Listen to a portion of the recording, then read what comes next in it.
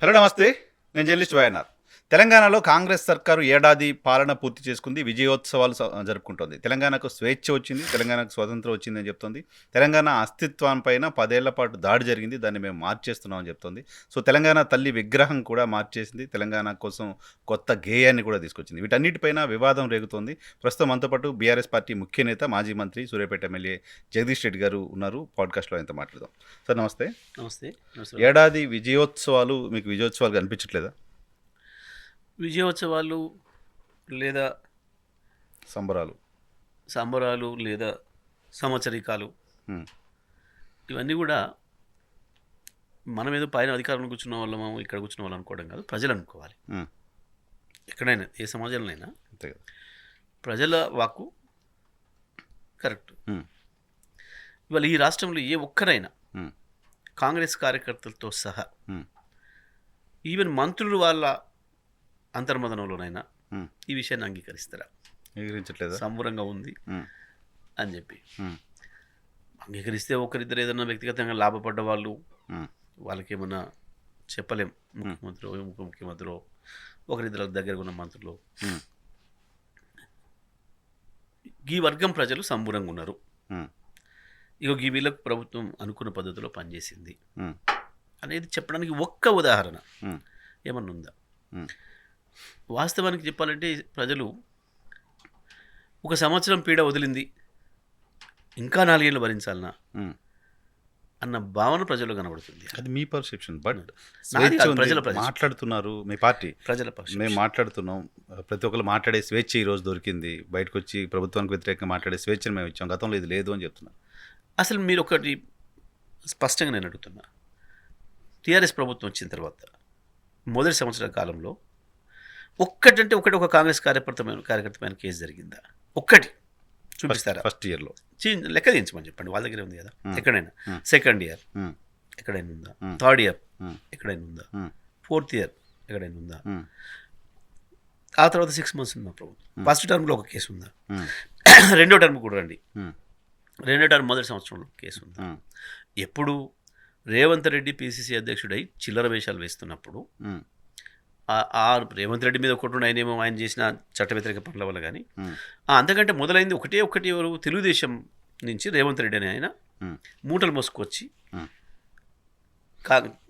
TRS వ్యతిరేకంగా vote ఎంచుకుందామని చెప్పి TRS MLA దగ్గరికి పోయినప్పుడు జరిగిన కేసు తప్ప అది ఆయన స్వయంగా చేసి దొంగతనం పట్టపల్లి దొరికిపోయినవాడు కెమెరాల మధ్యన. అది తప్ప ఒక కేసు ఉందా? ఇక ఫాల్స్ కేసు అనేది వినరా అసలు ఎప్పుడన్నా? మీరు ఫాల్స్ కేసు అనే మాట బీఆర్ఎస్ ప్రభుత్వ హయాంలో ఎప్పుడన్నా వినరా? ఇవాళ ఒక్క సంవత్సరం లోపలే దాదాపు 2,500 కేసులు అయినాయి. 2,500 కేసులు సోషల్ మీడియా మీద కావచ్చు, టీఆర్ఎస్ కార్యకర్తల పైన కావచ్చు, టీఆర్ఎస్ నాయకుల పైన కావచ్చు, ఎక్కడన్నా ఒకటి. దాంట్లో మేము ఏదైనా ప్రభుత్వ కార్యక్రమానికి అడ్డుదగిలిడో, మేము పార్టీకి ఏదైనా పిలుపునిచ్చి బంద్ చేయండను, రాస్తారోకో చేయండను, ఇంకేదైనా చేసే సందర్భం కూడా లేదు. ఇంకా మేము పార్టీ పిలుపు మొదలే కాలేదు. మీరు కేసు పెట్టింది టీడీపీలో రేవంత్ రెడ్డి ఉన్నప్పుడు ఇంకేదో చెప్తున్నారు. బట్ ఈ రాష్ట్రంలో అది కూడా ఆయన చేసే తప్పుకు ఆయన నేరం చేసిండు, దొరికిండు, అది తప్ప. కానీ ఈ రాష్ట్రంలో కమ్యూనిస్ట్ పార్టీలు, కోదండరామ్ గారు లాంటి వాళ్ళు కూడా ప్రభుత్వం నిర్బంధంగా ఉంది, మాలాంటి వాళ్ళపైన కూడా కేసులు పెడుతుందని మాట్లాడే మాట నిజం కదా? మీరు రేవంత్ ఇప్పుడు కోదండరామ్ గారిని మీరు దొరకబట్టుకొని ఇంటర్వ్యూ తీసుకోండి. అసలు ఇంటర్వ్యూ ఇచ్చే స్థితిలో కూడా ఉండయ్యారా? నేను ట్రై చేస్తున్నాను, దొరకలేదు, తీసుకుంటాను డెఫినెట్గా. సింపుల్ విషయం. నేను ఏమంటున్నా, మీడియా పోతే తప్పించుకొని తిరుగుతున్నాడు, అది ఇప్పుడు కాదు మాట్లాడేసింది, నేను తర్వాత మాట్లాడతా, ఎన్కౌంటర్ల మీద తర్వాత మాట్లాడతా, లగచర్ల ఘటనల మీద తర్వాత మాట్లాడతా, దిలావర్పూర్ ఘటనల మీద తర్వాత మాట్లాడతా. అంటే ఏంది, ఏమైంది? మార్పు వాళ్ళ మైండ్లో వచ్చింది, కోదండం లాంటి వాళ్ళ మైండ్లో వచ్చింది, వాళ్ళకి ఉద్యోగాలు వచ్చినాయి కాబట్టి. కానీ బహుశా ఆయన ఉద్యోగం కొరకే చేస్తున్నాడు అని చెప్పి మేము అనుకుంటే మేము కూడా ఉద్యోగం వచ్చేటోళ్ళం మేము. కానీ మేము కూడా అట్లా భావించలేదు. అసలు ప్రజలకు మా నుంచి నష్టం జరగలేదు. మొదలు ప్రజలకి మా నుంచి ఏమైనా నష్టం జరిగి, ఇబ్బంది జరిగి, ప్రజల నుంచి తిరుగుబాటు వచ్చి కేసు అయితే దాన్ని కేసులు అంటారు. అసలు పార్టీ పరంగా ఎక్కడ కూడా వివక్ష అనేది చూపించలేదు మేము మా మొత్తం 10 ఏళ్ల కాలంలో. మీరు ఏ కాంగ్రెస్ కార్యకర్తను అడుగురి, ఆ మాట స్పష్టంగా చెప్తారు. వాస్తవమే, ఆ ప్రభుత్వంలో మా మీద కక్ష సాధింపు లేదు అని. 4-5 ఇన్సిడెంట్స్ రిపీటెడ్గా కాంగ్రెస్ పార్టీ నాయకులు కానీ మిమ్మల్ని వ్యతిరేకించే వాళ్ళు కానీ మాట్లాడుతూ ఉంటారు జగదీష్ రెడ్డి గారు. ఒకటి, నేరెళ్ల ఘటనలో 3rd డిగ్రీలు పెట్టారు అని, ఖమ్మంలో రైతులకు బేడీలు వేయించారని, ఒక 4-5 ఇన్సిడెంట్స్ ఇటువంటివి రిపీటెడ్గా మాట్లాడుతుంటారు. అవి మచ్చ కదా మీకు, మీ ప్రభుత్వానికి గతంలో? నేను ఏమంటున్నాను, ఎక్కడైనా ఒక చోట పోలీసు అత్యుత్సాహంతో చేస్తే కూడా మేము దాన్ని కంట్రోల్ చేసినాం. ఎక్కడైనా ప్రభుత్వం వైపు నుంచి జరిగినాయి అస్సలు ఎక్కడైనా ఒక సంఘటన స్థానికంగా ఉండే పోలీసు అధికారులు అత్యుత్సాహంతో తెలివితక్కువతనంతో చేస్తే కూడా మేము వాటి ఇమ్మీడియట్గా సరి చేసినాం. ఉదాహరణకు మా ప్రభుత్వ హయాంలో ఒక చిన్న ఘటన జరిగింది, ఒక ఎన్కౌంటర్ జరిగింది మొదటి సంవత్సరం. ఇమ్మీడియట్గా సీఎం గారు పిలిపించిండు, పోలీస్ ఆఫీసర్లందరూ సీనియర్ ఆఫీసర్లందరూ పిలిపించి వార్నింగ్ ఇచ్చి ఇంకొకసారి తెలంగాణలో ఇటువంటి వినకూడదు, నేను చట్ట ప్రకారమే పని జరగాలి, చట్ట వ్యతిరేకంగా ఎవరైనా చేస్తే చట్టం ముందు ప్రవేశపెట్టండి, పొరపాటు కూడా ఇంకోసారి జరిగితే బాగుండదని చెప్పారు. కంట్రోల్ అయిపోయింది. ఖమ్మంలో రైతుల విషయంలో చేసిన మిస్టేక్ ఏమన్నా చేస్తే పిలిచి వార్నింగ్ ఇచ్చడం, ఆఫీసర్లను ట్రాన్స్ఫర్ చేసిన, మళ్ళీ ఇన్సిడెంట్ జరగనే లేదు. ఆ రకంగా ఇప్పుడు ప్రభుత్వం చేస్తుంది మాత్రం వాంటెడ్లీ కేసులు ఇక్కడి నుంచి డైరెక్షన్ ఇచ్చి ఉదాహరణకు నిన్నది చూద్దాం, కౌశిక్ మీద ఆయన ఉదయం పోయిండు, పోలీస్ ఆఫీసర్ ఏదో బయటకు వెళ్ళిపోతుంటే ఆపి మాకు కాయిదాన్ని తీసుకొని పోయింది. ఒక ఎమ్మెల్యేని వచ్చిన ఎమ్మెల్యే వచ్చి కనపడంగా కూడా ఆఫీసర్ రాకుండా పోవడం అనేది ఆఫీసర్ తప్పు అవుతుందా ఎమ్మెల్యే తప్పు అవుతుందా? అంత నెగ్లిజెన్సీ, రెస్పెక్ట్ కదా. ఒక ఎమ్మెల్యే వస్తున్నాడు అని అంటే డెఫినెట్గా ఆయన ఏం పిటిషన్ ఇవ్వడానికి వస్తుండా, కంప్లైంట్కి వస్తుండా, ఆయన రక్షణ కొరకు వస్తుండా, ఆగి మాట్లాడాల్సిన బాధ్యత ఒక చిన్న పోలీస్ ఆఫీసర్ మీద ఉంది కదా. వెళ్ళిపోతున్నాడు అట్లాగే ఆపి, నేను వచ్చిందే మీ కొరకు, SHO నువ్వు ఉండాలి కదా, మీరు రండి నేను పిటిషన్ ఇచ్చిపోతానని చెప్పి తీసుకుని ఇచ్చిపోయాడు. మీరు చూసిండ్రు. ఆ తర్వాత కూడా SHO కూడా పోయిండు, ఆయన సీట్లో కూర్చున్నాడు, ఆ పేపర్ ఇచ్చిండ్రు, పోయిండ్రు. రాత్రి అయినాక కేసు పెట్టిండ్రు. అంటే ఏంది ఇది? అప్పటికి సీఎం దృష్టికి పోయింది విషయం, సీఎం మీదనే స్వయంగా కంప్లైంట్ వచ్చిందని చెప్పి సీఎం రివర్స్ సీఎం మీద కేసు పెట్టించు. మొత్తం రాష్ట్రంలో సంవత్సర కాలంగా జరుగుతున్నాయని ఇవే ఇన్సిడెంట్స్ స్పష్టంగా. ఇది ప్రతిదీ కూడా సోషల్ మీడియా మీద అక్కస్ వెలగక్కుతున్నాడు. ఈయన నోటి నుంచి మాట రాగానే అక్కడ కేసులు అవుతున్నాయి. వేరే కార్యకర్తల మీద అక్కస్ వెలగక్కుతున్నాడు, వీపులు వలగొడతా, తొండలు వదులుతా, కనుగుడ్లు బీకుతా. దీనికి అనుకూలంగానే కింద పోలీస్ పనిచేస్తుంది. పోలీసులకు రెస్పెక్ట్ ఇవ్వకపోతే, ఎవడైనా సరే ప్రోటోకాల్ పాటించాల్సిన అవసరం లేదు అని చెప్పారు. అది ఇక్కడ మీకు అర్థమవుతుంది. ఒక ముఖ్యమంత్రి స్థాయిలో ఏం మాట్లాడుతున్నాడు, ఎట్లా ప్రవర్తిస్తున్నాడు అనేదానికి ఇదే ఉదాహరణగా. ముఖ్యమంత్రి జ్ఞానం ఆ స్థాయిలో ఉన్నాక ఇక కింద వాళ్ళకి అంతకంటే ఎక్కువ జ్ఞానం ఉంటుందని ఎట్లా అనుకోవాలి? మనం జ్ఞానంతో పనిచేస్తాం, సొంత జ్ఞానంతో పనిచేస్తాను ఎట్లా అనుకోవాలి? సో ఎమ్మెల్యేలు పట్టించుకోవాల్సిన అవసరం లేదు, నేరుగా ముఖ్యమంత్రి స్టేట్మెంట్ ఇచ్చిన తర్వాత ఇంకేముంది? వాళ్ళ ఎమ్మెల్యేలు వాళ్ళ కార్యకర్తలే చాలా చోట్ల మాట్లాడుతున్నారు, వాళ్ళ స్వరాలు మనం విన్నాం. ఒక ఎమ్మెల్యే ప్రోటోకాల్ పాటించలేదు, అలిగిపోయిన విషయాన్ని విన్నాం మనం. ఇంకో చోట కాంగ్రెస్ కార్యకర్త వాళ్ళ సమావేశంలోనే లేచి, మేము ఊళ్ళలో పోయే పరిస్థితి లేదు, మీరు చేసిన పనికి ఏం చేసినాము ఏడాదిగా, ఒక్క హామీ నెరవేర్చలేదు, రైతుల పరిస్థితి దారుణంగా ఉంది, కొనుగోలు లేదు, బోనస్ లేదు, ఒక్కటంటే ఒకటి చేయలేదు, పెన్షన్లు పెంచలేదు, 2500 ఇవ్వలేదు, ఊళ్ళో పోతే మమ్మల్ని నిలదీస్తున్నారన్నమాట కాంగ్రెస్ కార్యకర్తలు. వీళ్ళకి ఎట్లా చేసుకోబుద్ది అవుతుంది? ఇంకా సంబురాలు సగం కూడా ఇంప్లిమెంట్ చేసినట్టు కదా. ఇప్పుడు బోనస్ గురించి మీరు మాట్లాడుతున్నారు, సన్న ఓట్లకు బోనస్ ఇస్తాను, అది ఇస్తామని చెప్తున్నారు. నేను చాలా సింపుల్ నర్సరావు గారు, నేను ఇప్పుడే తొందరపడి మాట్లాడాల్సుకున్నాను దానిపైన. మొత్తం ప్రభుత్వం ఈ సంవత్సరం వానకాలం ఇంత ధాన్యాన్ని తీసుకున్నాం, దాంట్లో దొడ్డోడ్లు సన్నోడ్లు ఎన్ని, దీనికి ఇంత బోనస్ ఇచ్చిన ప్రకటించిన తర్వాతనే మాట్లాడాల్సుకున్నాను నేను. సో ప్రభుత్వం హైడ్ చేస్తుంది, ఎందుకంటే సగం మాట్లాడడం నాకు కూడా ఇష్టం లేదు, తొందరపడి అక్కడ కూడా లేదు, ఇంకా చాలా పొద్దు ఉంది. కాబట్టి నేను చిన్న వాటి మీద విమర్శలు చేయాల్సి.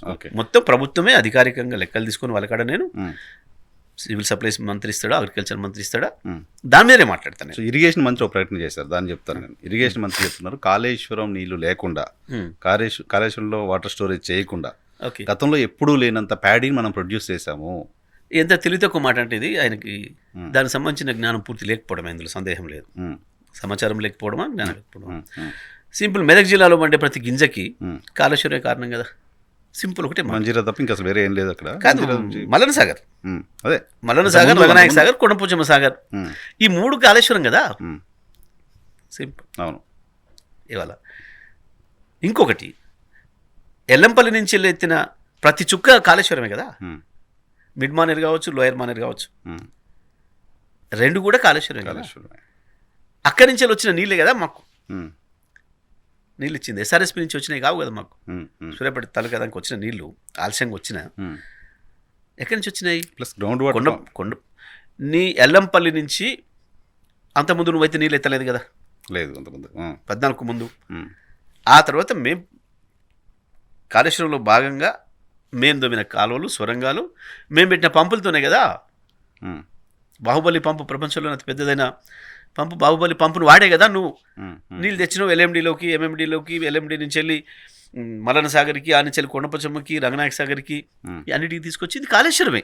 ఉమ్. పాపం ఆయన తెలివి తక్కువతనం అయి ఉండాలి, తెలియకపోవడం అయి ఉండాలి, Repeatedly లేదా మాట్లాడుతాను. తెలిసి మిస్లీడ్ చేయడం అయినా ఉండాలి, ప్రజలు మోసం ఏదో చేయడం ఒకసారి flow of the tongue of the slip గా మాట్లాడలేను. తెలంగాణ Constant గా ప్రతి చోట మాట్లాడతారు. సింపుల్ అండి. ఇవాళ ఉత్తర తెలంగాణలో కానీ ఎల్ఎండికి పైన ఉమ్, ఎల్ఎండికి పైన బారిన నీళ్లను ఎస్ఆర్ఎస్పి ద్వారా వచ్చినాయంటే ఉమ్, ఓకే. మనం ఓకే తీసుకోవచ్చు. ఉమ్, ఆ తర్వాత ఇవాళ మీరు ఉమ్, ఎల్లంపల్లి నుంచి ఎత్తిన ప్రతి చుక్క కాళేశ్వరమే.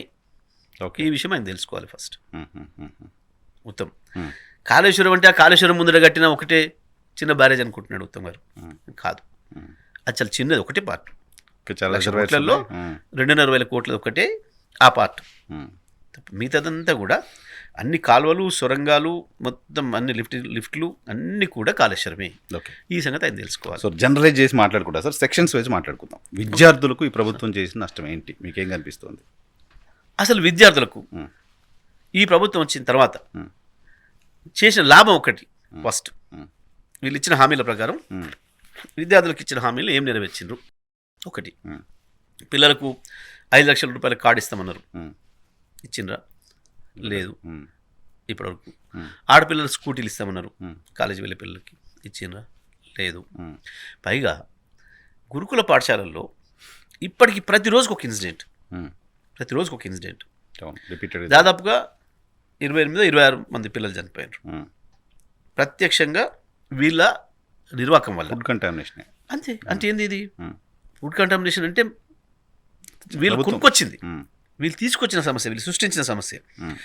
అది నేచురల్ కలామిటీ కాదు, వీళ్ళు కొనుక్కొచ్చిన సమస్య. అంటే వీళ్ళ మానవ నిర్వహణ లోపం వల్ల వచ్చిన సమస్య. అంటే అది ప్రభుత్వ నిర్వహణ లోపం వల్ల వచ్చిన సమస్య కదా. దాదాపు 1000 మంది పిల్లలు ఇప్పటికీ అస్వస్థత పాలై అనారోగ్యం పాలై ఆసుపత్రులలో పడ్డారు.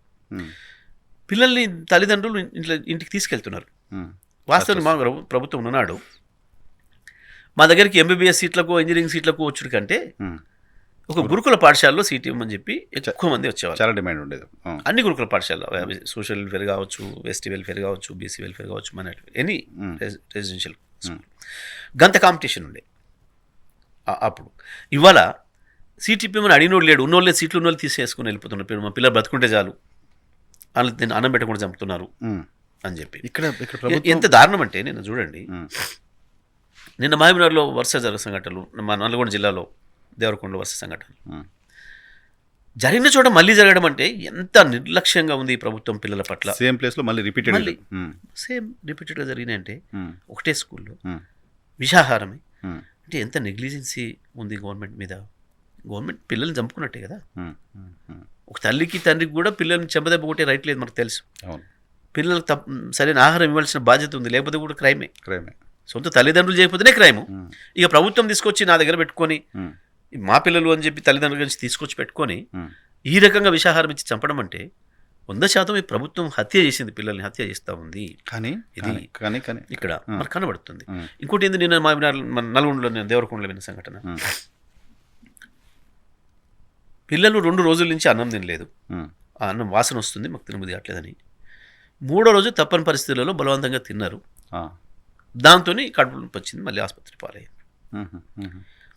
తెల్లవారు కూడా అది కొనసాగింది. ఎంత నిర్లక్ష్యం. మీకు ఒక ఇన్సిడెంట్ చెప్తా, మా ప్రభుత్వాన్ని వాళ్ళ ప్రభుత్వం తేడా అయిందని. మా ప్రభుత్వం ఉన్నాడు ములుగు తాలూకాలో రెసిడెన్షియల్ స్కూల్ విద్యార్థిని జ్వరం వచ్చి ఇంటికి పోయిన తర్వాత 3-4వ రోజు చనిపోయింది అని వార్త వచ్చింది పేపర్లో. సీఎం గారు చూసి వెంటనే ఆఫీసర్లను పిలిపించి నివేదిక తెప్పించుకొని ఎందుకు జరిగింది సార్, జ్వరం వచ్చింది, జ్వరం వస్తే ఇంటికి పంపించి స్కూల్ వాళ్ళు గమనించే తల్లిదండ్రులకు అప్పచెప్పారు, తీసుకుపోయారు, పోయినగా చనిపోయారు, మనకు సంబంధం లేదు అన్నారు. అన్నప్పుడు దాంట్లో ఏమొచ్చింది అంటే గుర్తించడం ఆలస్యమైంది, అమ్మాయి సమస్యని గుర్తించడం ఆలస్యమైంది. దానివల్ల ఏం డిలే చేయలేదు సార్. అంటే ఇప్పుడు మరి పిల్లలకి ఏంది రోజు రెగ్యులర్ చెకప్స్ ఉన్నాయా, ఏమైనా ఉన్నాయా అని చెప్పి తెలుసుకున్నారు. ఏముంది అప్పటికి సిస్టమ్ లేదు, హాస్పిటల్లో నర్సింగ్ సిబ్బంది లేదు, స్కూల్ సిబ్బంది లేదు.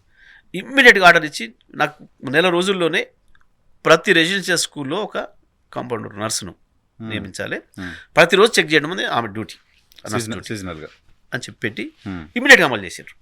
ఆ రోజు నుంచి మొన్నటి వరకు కూడా ప్రతిరోజు పిల్లలు చెక్ చేసే సిస్టమ్ ఉండే, ఇవాళ వ్యవస్థను కొలాబ్ చేశారు. ఇప్పుడు సిస్టమ్ లేదు. దానికి సంబంధించి కూడా మేము ఎంక్వైరీ చేసాం. ఉన్నారు వాస్తవాన్ని వాళ్ళు, పాపం వాళ్ళు చేస్తున్నారు. కానీ వాళ్ళు చెప్పిన సమాధానం ఏంటంటే, సార్ మా తప్పేం లేదు, మేము చేస్తున్నాము, వీళ్ళు ఆహారం పెట్టేటోళ్ళు ఎవరుతున్నారు దాన్ని చెక్ చేసేది మా మీద లేదు. ఓహో, పిల్లలకి హెల్త్ ఎలా ఉందో చెక్ చేస్తారు, చేస్తాం. వాళ్ళు పెట్టిన ఆహారంతో వీళ్ళకు ఎఫెక్ట్ కాగానే మేము పంపిస్తున్నాం హాస్పిటల్కి. కానీ ఆహారంలో లోపం ఉంది సార్, ఆహారాన్ని ఇన్స్పెక్ట్ చేసే బాధ్యత మా మీద లేదు. సార్ ఇంటేక్ తీసుకున్న తర్వాత అంతే కదా, మేము గుర్తించి మేము పంపిస్తున్నాం. కొన్ని సందర్భాల్లో వీళ్ళు మేనేజ్మెంట్ బయట చెప్పనివ్వడం లేదు. ఓహో, ప్యానిక్ అవుతారని బయట చెప్తలేరు. కొంతమంది నెగ్లెక్టివ్ ప్రవర్తిస్తున్నారు. ఏంది ప్రభుత్వం అంటే నిర్లక్ష్యం. ఇప్పుడు ముఖ్యమంత్రి గారు నిన్న మాట్లాడినట్టు ఆఫీసర్లకి మీరు ప్రోటోకాల్ పాటించే అక్కర్లేదు, ప్రోటోకాల్ పాటించే అక్కర్లేదు చెప్పడానికి ఈయనెవరు అసలు? ఆయన కూడా రైట్ లేదు, ఎమ్మెల్యే రైట్ కదా, ఆయన కూడా రైట్ లేదు. అయితే నీకు కూడా పాటించరు మరి, అసలు నీ భాషతోనే నీకు అసలు ప్రోటోకాలే పాటించకూడదు. మరి మొదటి ప్రోటోకాల్ పాటించకుండా నిరాకరించాల్సింది నీకు, నీ భాష చూసిన తర్వాత, నీ పద్ధతి చూసిన తర్వాత. అంటే గంత తెలివి లేని, గంత సోయలేని ముఖ్యమంత్రి. ఈ విద్యార్థుల గురించి మాట్లాడుతున్నప్పుడు చాలామంది మంత్రులు ఆన్ రికార్డ్ మాట్లాడుతున్న మాట, ఈ హత్యల వెనుక, ఈ ఫుడ్ కంటామినేషన్ వెనుక బీఆర్ఎస్ పార్టీ ఉంది. ఇక గంత మించిన మూర్ఖత్వం ఇంకోటి ఉంటుంది నరసింహరావు గారికి. నీ చేదగంతనం 6 నెలలు 7 నుంచి దాదాపు గవర్నమెంట్ వచ్చిన మొదటి నెల 2వ నెల నుంచి మొదలైంది, దాదాపు 10 నెలలు అయింది ఇప్పుడు ఈ సంఘటనలు స్టార్ట్ అయ్యి. ప్రతి సందర్భంలో ఏదో కొంక చెప్పుకుంటూ వచ్చారు. ఓసారి ఇంటికాంచి తెచ్చుకున్న చిరుతిళ్ళ వల్ల జబ్బులు వచ్చినాయని, ఓసారి పిల్లలు బయట పోయి తినొచ్చి జబ్బులు వచ్చినాయని, ఏదో కుర్కురీలు తిని జబ్బులు వచ్చినాయని వాళ్ళ మంత్రులు, వాళ్ళ ఎమ్మెల్యేలు మాట్లాడారు. ఒక్క దాని మీద విచారణ చేసిరా? ఒక్క దాని మీద మొత్తాన్ని గాలి మాటలు మాట్లాడి వదిలేసారు. ఎంత బాధ్యత రాహిత్యంగా ఉన్నారు వీళ్ళంటే. ఒక మంత్రి ఒక స్టేట్మెంట్ ఇచ్చి వదిలేటేమన్నా, మరి ఆ చిరుతిళ్ళు అయితే ఏ చిరుతిళ్ళు దాన్ని టెస్ట్ పంపాలి, కుర్కురీలు తినొస్తే ఏ కుర్కురీలు ఎక్కడి నుంచి వెళ్ళి తినొచ్చిండ్రు ఏంది అవి తీసుకుని టెస్ట్కి పంపాలి. ఎక్కడన్నా ఇవన్నీ అయిపోయి చివరికి వచ్చే వరకే ప్రవీణ్ కుమార్ మాట్లాడారు. ప్రవీణ్ సరైన పద్ధతిలో సమాధానం చెప్పాడు, ఆన్సర్ లేదు, దమ్ముంటే నా మీద విచారణ చేయండి, చేసి చూపించండి అంతే కదా అనే మాట. ఇంకొకటి, మరి 8 నెలలుగా ఒక ప్రతిపక్షం మేము కుట్ర చేసి పనిచేస్తుంటే మరి మీరేం పని చేస్తున్నట్టు? సో గవర్నమెంట్ ఫెయిల్యూర్ కూడా కదా, ఇంటెలిజెన్స్ ఫెయిల్యూర్ కూడా అన్నట్టుకంటే ఏంది ఇది? తప్పించుకోవడానికి ఒక గాలి మాట, ఓకే, నీ వైఫల్యం నుంచి తప్పించుకోవడం కొరకు మాట్లాడుతున్న ఒక గాలి మాట తప్ప దానికి ఆధారం లేదు, ఇది లేదు. నిరుద్యోగుల అంశానికి సంబంధించి నిరుద్యోగులకి ప్రభుత్వం చాలా అద్భుతంగా చేశాం. ఒక ఏడాదిలో 50,000కు పైగా ప్రభుత్వ ఉద్యోగాలు ఇచ్చిన ఘనత ఈ ప్రభుత్వాన్ని అని చెప్తున్నారు రేవంత్ రెడ్డి గారు. అంటే ప్రజలు నవ్వుకుంటున్నారు దాని మీద. కొన్ని మొరటి సామెతలు వాడుతున్నారు ఊర్లలో. వీని పెళ్ళై నెలగానే పిల్ల ఉడితే నా పిల్ల అంటే ఎట్లా వేడు? ఊర్లలో మాట్లాడుతున్నమాట. నేను గ్రామాలకు వెళ్తే ఒకటే మాటలు చెప్పాలి కాబట్టి చెప్తున్నాను. పెళ్ళై నెలగానే పిల్ల ఉడితే నేను కారణం అంటాడు వీడు. కదా నోటిఫికేషన్ 30,000 నోటిఫికేషన్ ఎట్లా అవుతుంది? ఒకటి నోటిఫికేషన్ ఈ ప్రభుత్వం వచ్చిన తర్వాత ఈ నోటిఫికేషన్ ద్వారా ఇవి ఇచ్చినాం చెప్పాలి కదా. ఉద్యోగాలు తీసుకున్న పిల్లలకు కూడా తెలుసు కదా, వాళ్ళ మనసులో ఉంది కదా, ఎప్పుడు ఎగ్జామ్ అప్లై చేశారని అని చెప్పి. గింత దిక్కుమాలింది వీళ్ళ ప్రచారం. ప్రజలు అనుకోవాలి కదా, మీ నోటిఫికేషన్ నవ్వుకుంటారు ప్రజలు చూసి. మీరు నోటిఫికేషన్ వేశారు తప్ప వాటిని కోల్డ్ స్టోరేజ్లో పెట్టారు, అన్ని కంప్లీట్ అయితేనే కదా ఇలా వచ్చేది. ప్రతిది కూడా ప్రాసెస్ ఉంటుంది కదా దేనికైనా.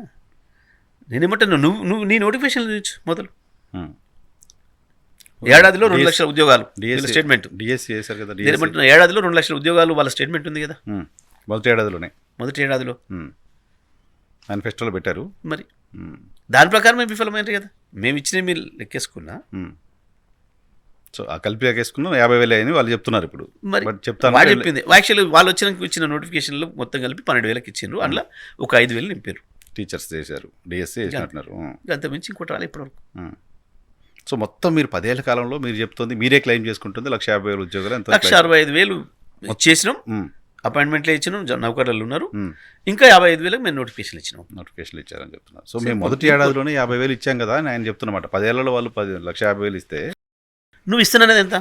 2 లక్షలు. మరిగా నువ్వు ఫెయిల్ అయినవా లేదా? ఇప్పుడు ఇవన్నీ ఒకవైపు, ఈ మన చర్చలు ఒకవైపు. ఎందుకు అశోక్ నగర్ పోవడానికి భయపడుతున్నావు?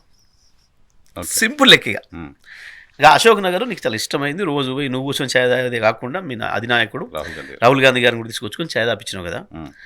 ఎందుకో మొన్న వచ్చినప్పుడు అశోక్ నగర్ పోలేదు, ఆ పిల్లలు థ్యాంక్స్ చెప్పేటోళ్ళు కదా, మంచిగా వెల్కమ్ చెప్పి ముఖ్యమంత్రి బ్రహ్మాండంగా వెల్కమ్ చెప్పి ముఖ్యమంత్రి గారు చెప్పారు కదా ఏమని, అక్కడ కోచింగ్ సెంటర్లు కొంతమంది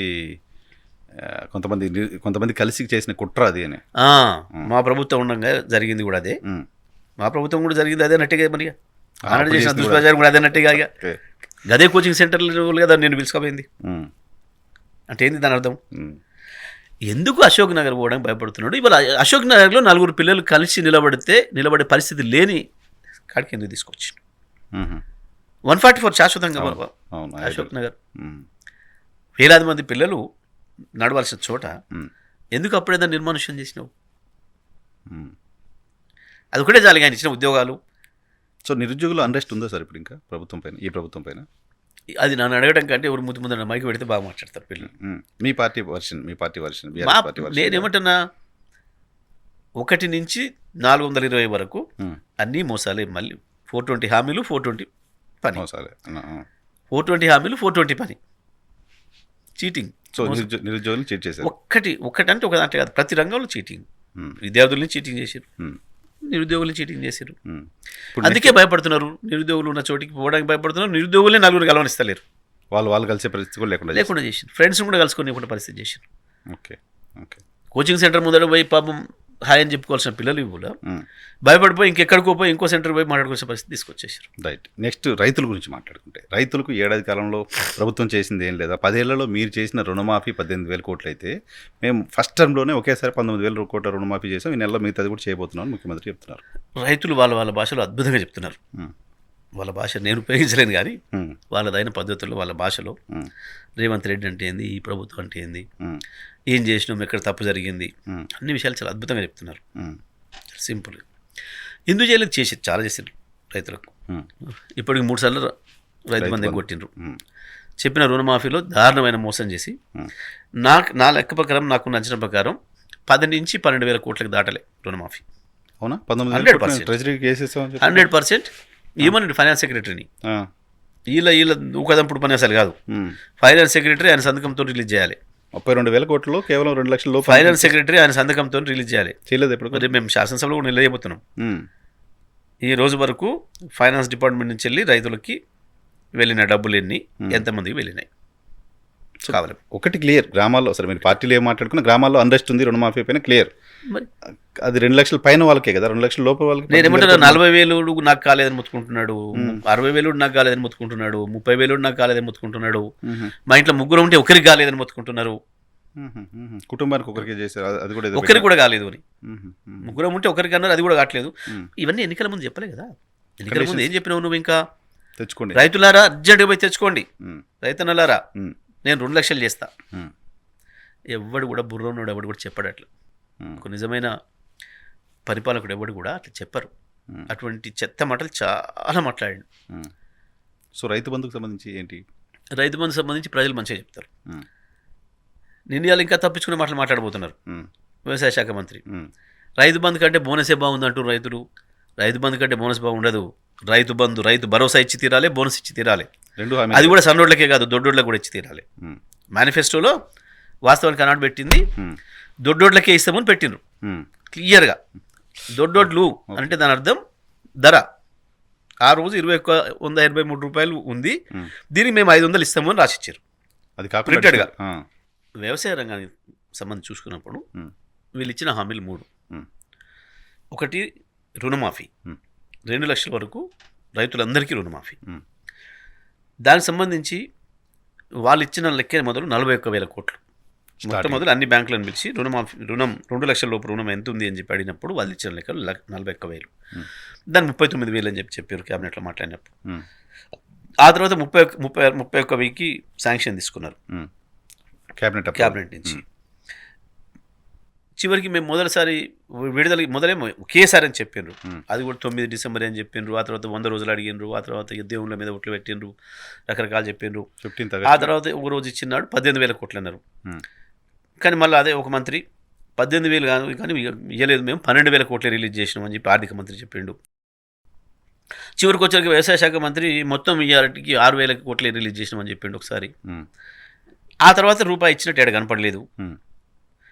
ఆ తర్వాత మొన్న అట్టహాసంగా మేము ఏదో 2,000 కోట్లు మళ్ళీ ఇచ్చినామన్నారు. కానీ మేము గ్రామాలలో ఎంక్వైరీ చేస్తే మాకు తెలిసిన ప్రకారం ఏ గ్రామంలో కూడా 30-35% మందికి అయింది తప్ప కాలేదు అని చెప్తాను. అంటే దాని ప్రకారం నాకు తెలిసి ఇప్పటివరకు 12,000 కోట్లకు మించి కాలేదు రుణమాఫీ. వీళ్ళు మాట్లాడుతున్న ప్రతి మాట అబద్ధం పూర్తిగా. నేను అందుకనే మేము డిమాండ్ చేస్తాం, రేపు ఫైనాన్స్ సెక్రటరీ తన సంతకంతో రిలీజ్ చేయాలి, ప్రభుత్వం శ్వేతపత్రం విడుదల చేయాలి. ఇప్పటివరకు ఎంతమంది రైతులకు ఎంత రుణమాఫీ అందింది, నేనేదో బ్యాంకులు వేసినా నేను దాచిపెట్టిన కాదు, రైతుకు చేరింది ఎంత కావాలి మాకు. కానీ చాలా నాకు తెలిసి 12,000 లిస్ట్ అనౌన్స్ చేసింది కదా ప్రభుత్వం, చేసిరు రాలే వాళ్ళకి. రకరకాల కారణాల చేత ఆపేసినారు. బ్యాంకులో బొమ్మన్నారు, కలెక్టర్ కాడి బొమ్మన్నారు, అగ్రికల్చర్ అధికారుల కాడి బొమ్మన్నారు, ఎక్కడ ఏది లేదు, ఇంకా తిరుగుతూనే ఉన్నారు జనం. ఇది దీంట్లో దారుణమైన మోసం జరిగిపోయింది. రెండవది రైతు భరోసా. అన్నా కేసీఆర్ ఇస్తే 5,000, మీరు ఆగుని 4 రోజులు నేను వచ్చి 7,500 ఇస్తా, 15,000 సంవత్సరానికి 15,000 ఇస్తా అన్నాడు. ఇంతవరకు అడ్రస్ లేదు. కేసీఆర్ ఇచ్చిన రైతు బందే కొంతమందికి ఇచ్చిండు, ఆపిండు ఫస్ట్ విడతలో. ఈ తర్వాత 2 విడతల నుంచి లేదు, మొత్తం ఎగ్గొట్టిండు. ఇది ఒక వైపు. ఇప్పుడు దాని లెక్క ప్రకారం దాదాపుగా ఈ 2 విడతలు కలిపి 22,500 కోట్లు ఇవ్వాల్సి ఉండే రైతులకి. ఓకే, మేము 15 ఇచ్చినాము, వాళ్ళకేం 15,700 కోట్లు, 15,700 కోట్లు ప్రయాణం సంవత్సరానికి. ఆయన అదనంగా ఇస్తారన్నది 50% కలుపుకుంటే దాదాపు 22,500-23,000 కోట్లు. 23,000 కోట్లు ఎగనామం పెట్టాడు రైతాంగానికి. రుణమాఫీ పేరు మీద ఇచ్చిందేమో ఆఫ్టర్ ఆల్ 12,000 కోట్లు, ఎగ్గొట్టింది 23,000 కోట్లు రైతాంగానికి. దానికంటే ముందు రైతు బంధు ఇచ్చినప్పుడు కూడా అందరికీ లేదు, అందులో 2,500-3,000 కోట్లు ఎగ్గొట్టిండు, 2,000 కోట్లు ఎగ్గొట్టిండు. 10 ఎకరాల పైన వాళ్ళకి చాలా మంది మొత్తానికి ఎగ్గొట్టిండు, అన్అఫిషియల్ స్లాబ్ పెట్టారు, అప్పుడు కూడా అందరికీ ఇవ్వలేదు. దాదాపు 25,000 కోట్లు ఇప్పుడు టోపీ పెట్టిండు రైతాంగానికి, న్యాయంగా వాళ్ళకి రావాల్సింది ప్రతి సంవత్సరం. ఓకే. మూడవది బోనస్ ఇచ్చినప్పుడు చాలా స్పష్టంగా వాళ్ళ మేనిఫెస్టోలో రాసి ఇచ్చింది, ప్రస్తుత ధర 2,183 రూపాయలు క్వింటాల్కి, కాంగ్రెస్ ప్రతిపాదన 2,683 రూపాయలు అని చెప్పి రాసి ఇచ్చారు మేనిఫెస్టో. ఛత్తీస్గఢ్లో ఇస్తున్నారు ప్రింట్ కొట్టి. దాని ప్రకారం దొడ్డోట్లకి అది వాస్తవానికి there is no specification sir. నేను కూడా మేనిఫెస్టో చదివాను, స్పెసిఫికేషన్ ఆ రోజుకి ఆ ధర ఉన్నది దొడ్డోడ్లకి. ఓకే, 2,150 రూపాయలు ఉన్నది, 83 రూపాయలు ఉన్నది దొడ్డు వడ్లకి. ఓకే, ఆ రోజుకి. ఎందుకంటే తెలంగాణలో దాదాపు 80% పైన దొడ్డుడ్లే పెడతారు. సన్న వడ్లు ఈ సాగర్ ప్రాంతంలో ఇటు ఆంధ్రప్రదేశ్ దగ్గర ఉన్న చోట పెడతారు. ఆ మిల్లులు, కాకినాడ మిల్లులు వాళ్ళు వచ్చి కొనుక్కపోతారు, వాళ్ళు ముందే మాట్లాడుకొని పెట్టుకుంటారు రైతులతోని. సో కొన్ని మిర్యాల గుడ్లు కూడా కట్టిరు ఈ మధ్యకాలంలో మన వాళ్ళు కూడా, వాళ్ళు కొంత తీసుకుంటారు, వాళ్ళ కొరకు ఆ ప్రాంతంలో పెడతారు మొత్తం తెలంగాణలో. మిగతా చోట కూడా పెట్టుకుంటారు, కానీ తిండి కొరకు వాళ్ళ ఇంటి మందం పెట్టుకుంటారు. అట్లా ఉండేది గతంలో. ఇక వీళ్ళు మేము సన్నోట్లు మీరు బాగా వేయండి, మేము ప్రభుత్వం కొంటాం, అందరికి కూడా అవే ఇస్తాం అని చెప్పి వేయమన్నారు. ఇంకా మేము దాన్ని ఎంకరేజ్ చేయడానికి సన్నోడ్లకు ఇస్తాము అని చెప్పాను. ఇక్కడ సన్నోడ్లకు కూడా ఇస్తాము అనేది అదనం తప్ప దొడ్డోడ్లకు తీసేసి కాదు వాళ్ళ మేనిఫెస్టో ప్రకారం. ఓకే, ఆ రకంగా ఇప్పటికే దొడ్డోడ్లు పండించిన రైతాంగాన్ని మోసం చేసిండ్రు. సన్నోడ్లకు వీళ్ళు ఇస్తానన్న 500 ఇది ఎంత మోసం జరిగిందంటే రైతులకు. వాస్తవానికి ఎప్పుడు కూడా దొడ్డోడ్లు అనే దానికంటే సన్నోడ్లు తక్కువ వస్తుంది దిగుబడి ఎప్పుడు కూడా. ఇది 40-45 బస్తాలు వస్తాయి దొడ్డోడ్లు యావరేజ్లో, ఇది 30 బస్తాలు వస్తుంది. వాస్తవానికి రైతాంగం ఇవ్వాలా, వీళ్ళ మీద ఆశపడి కొంత దానికి ధర కూడా వస్తుంది, అదనంగా ఇస్తున్నందుకు ప్రభుత్వం అని చెప్పి సన్నోడ్లో పోయినందుకు వీళ్ళు కొన్నది లేదు. ఇప్పటి వరకు పట్టుమని 10 రూపాయలు ఇచ్చింది లేదు. ఆ పేరు మీద రైతాంగాన్ని మరొక దగా చేశారు. సో వీళ్ళు ఇస్తారని 3 రకాల వాళ్ళ రైతాంగాన్ని మోసం చేశారు, తెలంగాణ రైతాంగాన్ని వీళ్ళు. ఇది వీళ్ళ పరిస్థితి. ఓకే, ఉమెన్ గురించి మాట్లాడితే ఇక మహిళలకు సంబంధించి పాపం ఇంకా దారుణమైన మోసం. 2,500 రూపాయలు నెలకి ఇస్తామన్నారు. దాన్ని అసలు ఇప్పటివరకు ఊసేలేదు, దాని మీద చర్చ కూడా లేదు. మహాలక్ష్మి దాన్ని దాటేసే ప్రయత్నం తెలిసి కావాలని చెప్పి మోసం చేయడం కొరకే ఆనాడు ఈ గ్యారెంటీలు తయారు చేసినట్టు కనబడుతుంది. ఎందుకంటే ఈ అప్పులు ఎగ్గొట్టేటోళ్ళు, మోసం చేసేటోళ్ళకు 2 విధాలు ఉంటారు ప్రపంచంలో. ఒకడేమో తీసుకుంటేప్పుడు హానెస్ట్ ఇంటెన్షన్తో తీసుకున్న కడదామని ఎల్లక వివిధ కారణాల చేత నష్టపోయో ఇంకో పద్ధతుల్లో పోయో ఎగ్గొట్టిపోతుంటారు, పారిపోతారు. ఇంటెన్షనల్గా కాదు. వానికి పరిస్థితులు కలిసి రాక యాక్సిడెంటల్గా రకరకాల కారణాలు. జరగకపోతారు. ఇంకొక రకం ఉంటారు, ఉమ్, వీళ్ళు క్యాపిటలిస్టులు. ఉమ్, తీసుకుంటప్పుడే బ్యాంకుల నుంచి రుణాలు తీసుకుంటప్పుడే ఉమ్. దీన్ని మోసం చేయాలి, ఎగ్గొట్టాలన్న ఆలోచనతో ఇంటెన్షన్ ఎస్కేపింగ్. తీసుకుంటారు. తప్పుడు ఇవి అవి పెట్టి చేస్తుంటారు. ఈ రెండు రకాల మోసాలు ఉంటారు. ఇప్పుడు ఇది కూడా ఈ కాంగ్రెస్ పార్టీ కూడా తెలంగాణలో రేవంత్ రెడ్డి నాయకత్వంలో తెలిసి మోసం చేసినట్టు కనబడుతుంది, ఓకే మహిళలను ప్రత్యేకించి. ఓకే. మహాలక్ష్మి అని చెప్పి పెట్టి ఒక గ్యారెంటీని దాంట్లోనే 3-4 పెట్టారు, 4-5 పెట్టినట్టు. ఇది ఇస్తాం అది ఇస్తామని చెప్పి దాంట్లో ఒకటి బస్సు ఫ్రీ 2500, గ్యాసు. దీంట్లో ఏ మహిళలను అడుగురు మీరు? నేను మాట్లాడితే మేము ఏదో టీఆర్ఎస్ మాట్లాడుతుంది, బీఆర్ఎస్ ఏదో అబద్ధాలు చెప్తుంది మాట్లాడతారు. మీరు రైతులు ప్రశ్నిస్తే కూడా, మహిళలు ప్రశ్నిస్తే కూడా మీరు మీకు ఇచ్చారు కదనమ్మా, మీరు మహాలక్ష్మి అయిపోయింది కదా, మీకు ఇచ్చిండు కదా ఫ్రీ బస్ అంటే, ఫ్రీ బస్సులు ఎక్కేటోళ్ళే తిడుతున్నారు. ఎందుకు? పేరుకు ఫ్రీ బస్ అని పెట్టిండు, అసలు మేము వాస్తవానికి ప్రతిరోజు బస్సులో పోయేటోళ్ళమ్మా. ఏనాడు 6 నెలలకు కొన్నాడు, ఏడాదికొన్నాడు, పోతే పోతాం. అర్బన్లో ఉంటుంది ఆ పేరు పెట్టి మాకు మిగతా ఎగ్గొట్టి మమ్మల్ని మోసం చేస్తున్నాడు. అయినా దాంట్లో కూడా పెట్టిండు, బస్సులు తగ్గించిండు. మేము ఎక్కే పరిస్థితే లేదు, ఎక్కే పరిస్థితే లేదు. నిన్న చూసిరు కదా మీరు, పాప చనిపోయింది బస్సులోంచి, రష్ ఎక్కుండి ఫుడ్ బోర్డింగ్ చేస్తూ కింద పడిపోయి ఒక పాప చనిపోయింది, ఇంకో పాప గాయాలైంది. ఇట్లా అనేక ఇన్సిడెంట్స్. బస్సులో రష్ ఎక్కువై పోలేక ఎగ్జామ్స్ను మిస్ అయిన పిల్లల్ని చూస్తున్నాం మనం. రోజు స్కూల్కు కాలేజీ పోయేటప్పుడు కూడా పాప ఎంప్లాయీస్ కూడా ఇబ్బంది పడుతున్నారు. ఏంది, ఒక పథకం ప్రకారమే బస్సులు తగ్గించారు, సంఖ్య తగ్గించారు. కనిపించట్లేదు రోడ్డు మీద బస్సులు, చాలా తక్కువ తగ్గించారు. ప్రజలు చెప్తున్నారు, మహిళలు అమ్మాయిలు రోడ్డు మీద నిలబడి వాళ్ళు చెప్తున్నారు, మేము గంట 2 గంటల 3 గంటల నిలబడి అని చెప్పి ఫ్రీ బస్ పాడగాను, ఫ్రీ బస్ పేరు చెప్పి మొత్తం మాకు ప్రయాణం లేకుండా చేసిండు అని చెప్పి. ఇంకోవైపు మగవాళ్ళ ఆబ్జెక్షన్స్ మగవాళ్ళే ఉన్నాయి తీవ్రంగా. అరే మేము పైసలు పెట్టి పోదామంటే కూడా మాకు బస్సు లేకుండా చేసిండు, కూర్చోడానికి లేకుండా చేసిండు అని చెప్పి వాళ్ళే చూస్తాం. ఇది ఇది ఈ ఫ్రీ బస్ అనే పేరు చెప్పి మిగతా ఎగ్గొట్టి 2500 కావచ్చు, స్కూటీ పథకం కావచ్చు, ఎగ్గొట్టేసేసి మహిళలకు టోపీ పెట్టాడు. ఈ కళ్యాణ లక్ష్మి 1,00,000 రూపాయలు కేసీఆర్ 1,00,000 ఇస్తుండు, ఇక 1,00,000 మీకు నేను తులం బంగారం పెడతా అని చెప్పి కోతలకు వచ్చి. నేను కూడా చూసినాం కళ్యాణ లక్ష్మి చెక్కులు వచ్చినప్పుడు పంచదామలు పోయినప్పుడు రైతులు అడుగుతారేమో మహిళలు, సారు మరి 1,00,000 తెచ్చినావు బంగారం మీద అడుగుతారేమో అని చెప్పి.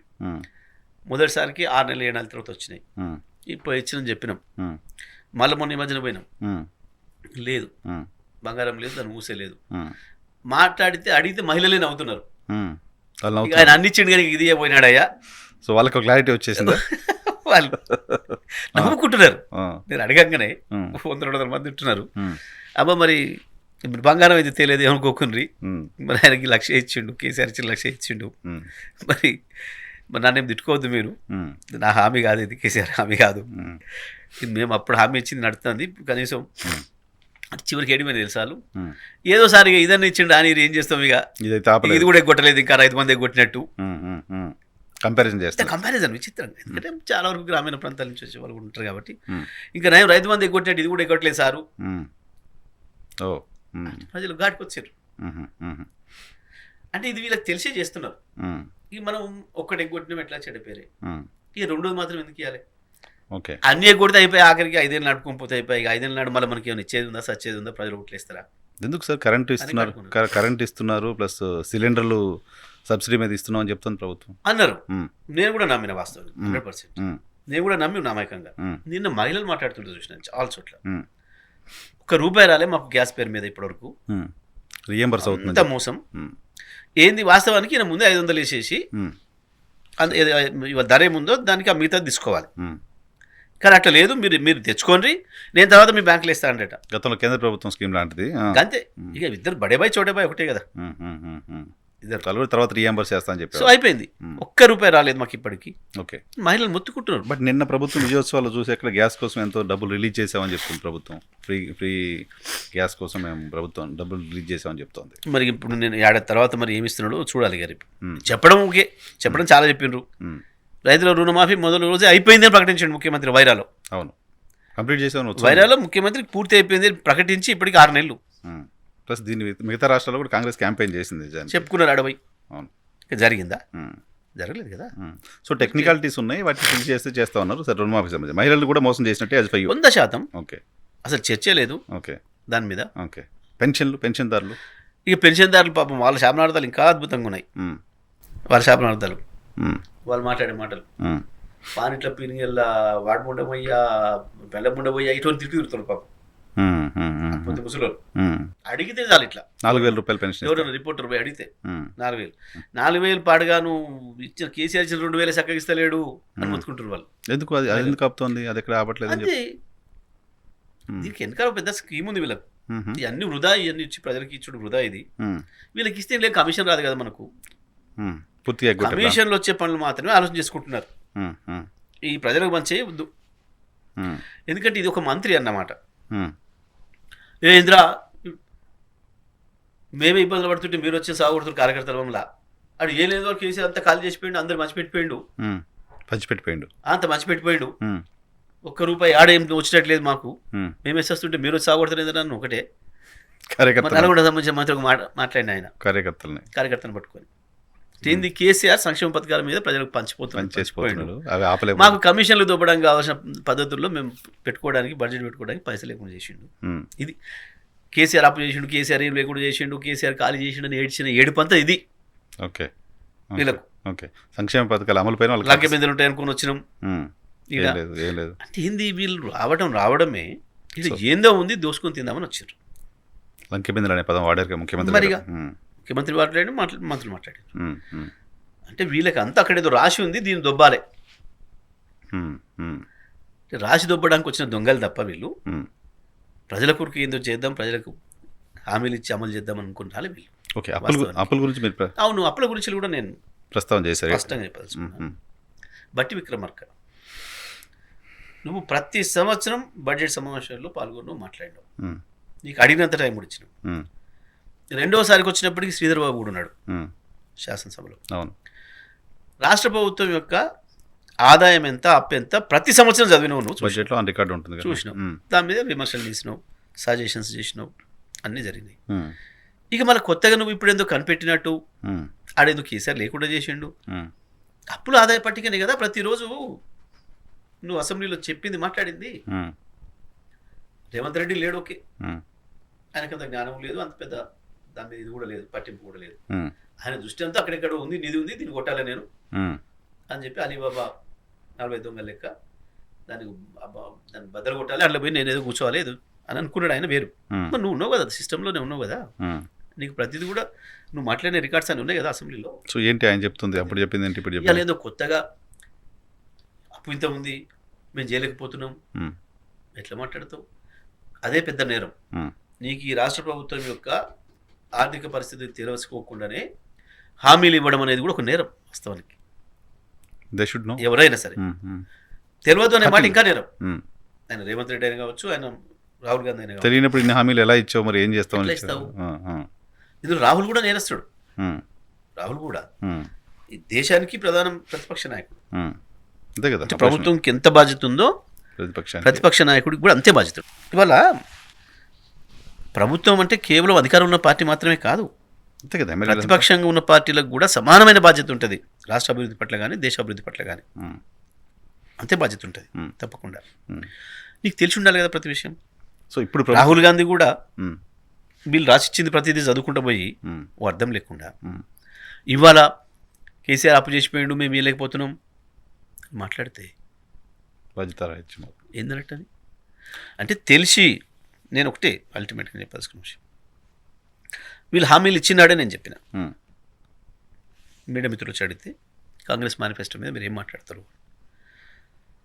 అంటే, నేను చూసిన దాని ప్రకారం ఇది అమలుకు సాధ్యం కానీ హామీలు మేనిఫెస్టో. ఈ మేనిఫెస్టోను కాంగ్రెస్ పార్టీ ఈ రాష్ట్రంలో అమలు చేయాలంటే మొత్తం కేంద్ర ప్రభుత్వ బడ్జెట్ మొత్తం పెట్టినా సరిపోదు, 80 లక్షల కోట్లు పెట్టినా సరిపోదు. అన్ని హామీలు ఉన్నాయి దీంట్లో.